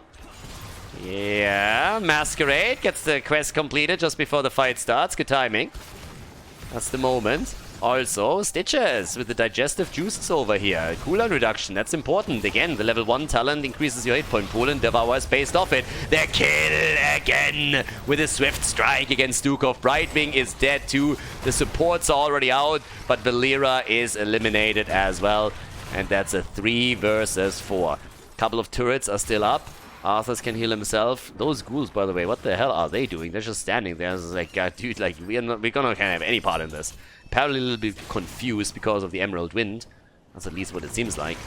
But that would be a wave. They kind of need to try and stop this one. So Dino comes in. It's time for a few turrets. Gets the first one set up. As long as they can interrupt it, it would be great. But it's a 4 versus 3, as we already said. So that's problematic. And let's go. Top side is getting pressured as well. And there it is again. Ragnaros! His trade coming through the Molten Core. Trying to secure the area. Trying to secure the space. Can't completely control it here. There should still be some interrupts available. First turret is in. Not in range. But this time they're using Arthas to interrupt. And it's a 5 versus 5 on the map again. So the delay was successful. Back to business. 9 kills against 7. Here we go. Let's have this checked out. 7 against 9. Make it happen. Down to the bottom of the map. Ragnaros is actually rotating in. The hook into the corner. The polymorph. Masquerade is dead. Bit of an attack against Bright, being what it wasn't strong enough. And now Valera is trying to get out too. Yasuo in trouble. Yasuo is down. And that is another hook. This time the Gaslot get hooked out. Same play again. Same corner. Same body block. And Dino is dead as well. Team Hasu absolutely obliterating here. Oh, the bullseye. Orphea is dead. And there we have it. That's gonna be a wave. That's gonna be seeds. That's gonna be garden terrors on the map. And it's a 2-level lead by now. So really nice setup for Stitches. That particular corner was, of course, incredibly well placed, but this push will be pretty tricky to stop. I mean, Siege Shines are already in over here. This one is getting pushed out. The catapults are easily eliminated. The next one is already busy in the middle of the map to destroy the fort here. But yeah, Team Nick and Team Hasu, the entire time, really just the back and forth, as we announced from the beginning. It's just blow after blow. One team wins, the other one draws even. Then the second win comes in, like time and time again. And now we have 4 Stitches. As I've already advertised so many times, the sustain build. You go for that double tap on level 20 with the second helping. He doesn't have as many stacks on the level 1 as he probably would like to have, but as I said previously, if you are able to get that high hit point pool on Stitches, then getting the cooldown reduction on level 16 and also the second helping is worth a lot because you're more or less unkillable. The Devour value is potential from your base or for your max hit points, so the more stacks you get on your level 1, the better for him. 27 in a 16-minute game is not really crazy by any means, but that's nearly 1,000 hit points that he's rocking right now, an additional one. So he's at 7,500 HP, whereas, for example, Arthur's is at 5,700. You can see the difference here. Keep goes down as they are brutalizing with this push, and that's 20% on the Devour, so you do the math. That's actually quite solid. You have 2 charges and you have a cooldown reduction. It's going to be really tricky to take Wit down, and the longer the game lasts, the more stacks he gets, the more difficult it is going to be. So, with that we have 13 against 7 kills right now. And, well, for now, another double camp about to be claimed. Yeah, they're starting to jump in here, taking first of all the Siege Giants. We have by now also the next mercenary camp taken. Bruiser camp pushing, Siege Giant camp pushing, and with the 20 in their hands and a 2-level lead, they can now easily go through the bottom of the map and try to at least break the wall open. That shouldn't be a problem. Right. So, here we go. Can they get the entire thing? I mean, they might just as well, right? Keep in mind, if they actually take the keep down, theoretically, Blade could go in and drop the Molten Core. So it could get even worse for the blue team. Yeah, they are running in tons and tons of trouble right now. That keep is already taking damage, but at least the defense against the mercenary camp is pretty solid. Still doing a little bit damage over here. Masquerade heals themselves while dishing out a bit more damage too. Wait, again with the hook attempt. Thankfully for them, that didn't work. But yeah, they need the level 20. Don't count out Team Nick. Team Nick they have done so many comebacks. First map in particular, I mean, 2 Spider Queen, wasn't it? Like, that comeback over there was kind of incredible. And here we go, that's what we all waited for. The Mecha Lord! Oh yeah. The extra armor and the extra attack. Time to melee assassin it up, baby. It's time to go. Okay. What do we have? The Eldritch Conduit over here. After the Dead Magic and the Invasive Miasma. Plus also, Valera has gone into Elusiveness and the Legion of Northrend. Okay, I'm definitely ready for this one. We got the first seed spawning in this particular circle. 1 keep is down. That's the situation on the map as both of the teams draw even on the level 20. But it's time for the real hero. The Gas Lord needs to make his appearance. He needs to make himself known. He strides into battle, proud. And just as I say, he hides in the bush. Yeah, well, Wit might actually try and hook him here, but that hook didn't connect. Arthur's already moving in. Polymorph is now out too, and they're trying to go for it. Yeah, the wind tunnel and all of those ghouls are heavily confused again. They're like lemmings. Those are not ghouls, those are lemmings. I mean, look at them. This is literally lemming territory. This doesn't have anything to do with ghouls. No, this is Lemming City. Legion of Lemmings is what they should actually call that level 20 talent. I mean, the AI at its best right there. It's like you get gusted a little bit. There's a little bit of wind blowing and all of a sudden they don't know what's happening anymore. So yeah, Dino is still sitting tight. It's time for the Mecha Lord, baby. It's time to show them the Mecha Lord. The Gas Lord is here. The Gas Lord is here, and the Gas Lord, he demands respect. He demands tribute. Dino, hit that right click. Hit it, baby. Hit it. Dino is confused. Right, left, right. Doesn't really know where to go. Valera, on the other hand, she knows exactly where to go. Running away. But there it is. The last hit. Look at it. The Gas Lord with the kill. Genji or Gazlo. The two OGs right there. But it is, of course, the stronger hero. It's Gazlo that wins the fight. The one-on-one situation, cleverly handled by Gazlo there. He's, by the way, the second highest damage. I'm just saying, he's the second highest damage on the team. Orphea is on 41,000, but the Mecha Lord is in. So yeah, with that, 48,000 for Genji. And yeah, let's have it. Mid lane. Can he actually turn this? It would be funny. They got the first seed. There's a lot more to be had where all of this is coming from. And here we go. The attack again. The camps. Camps everywhere. With Genji gone, there's no way that Team Hasu is going to try and go for the kill here. The only thing that they might actually do is attempt to see if they can maybe connect that hook, you know? Yeah, mid lane. That's where we go. Seed spawning. The hook, the hit, and Masquerade survives. Uh-oh. Gazlo, body blocked. Yeah, Dino, no. Gazlo is dead again. He actually went deep for the kill, but he couldn't get it. The seed is spawning, the hook is missing. Nick is low, Nick is down. Oh, no Shadow Waltz here to get him out of harm's way. Okay. Top side. Camp is pushing. We're 21 minutes into this. Catapults are starting to hurt. Camps are taken again. Seed is up all the way at the top. And Yasuo is lying in wait. He's waiting for that blade rotation. Yeah, can he actually get a kill there? He wants it. The problem is at the bottom of the map, what they really want is another structure. And if they take the second keep down on a map as big as this one with 2 globals, that's more or less a lights out moment. I don't really think that they can do a whole lot with that. Gazlo, again, back in another 13, but the keep is down. Oh, it's getting difficult. Guys, I'm not sure if the draft can really sustain this. With 2 globals on their side, this should be HasuObs' play. And that might even be another keep eliminated. 48,000 damage for Genji, 41,000 damage for Hasu's Falstad. Gazlo is back. Can he really do it?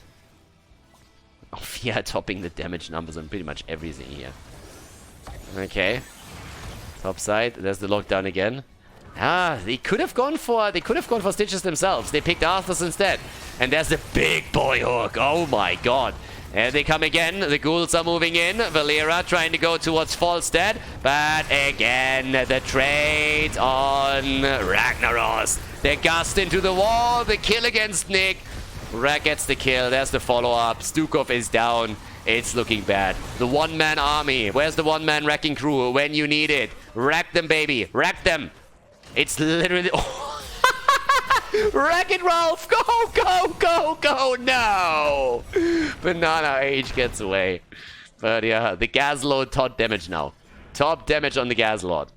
You needed that Morales, seriously. We needed that Stim Drone Morales. That would have made the difference there. If he could just attack a little bit faster, gets a little bit of a speed boost, that's honestly the only thing that you need here, and he kills all of them. But it seems like Team Hasu is going to be victorious and move on in the winner bracket. Team Nick, they will have to fight their way through the lower bracket of Meta Madness, the double elimination system. 20 kills to 8, and Team HasuObs is victorious on the last and final map of this best of 5 series. GG, and well played.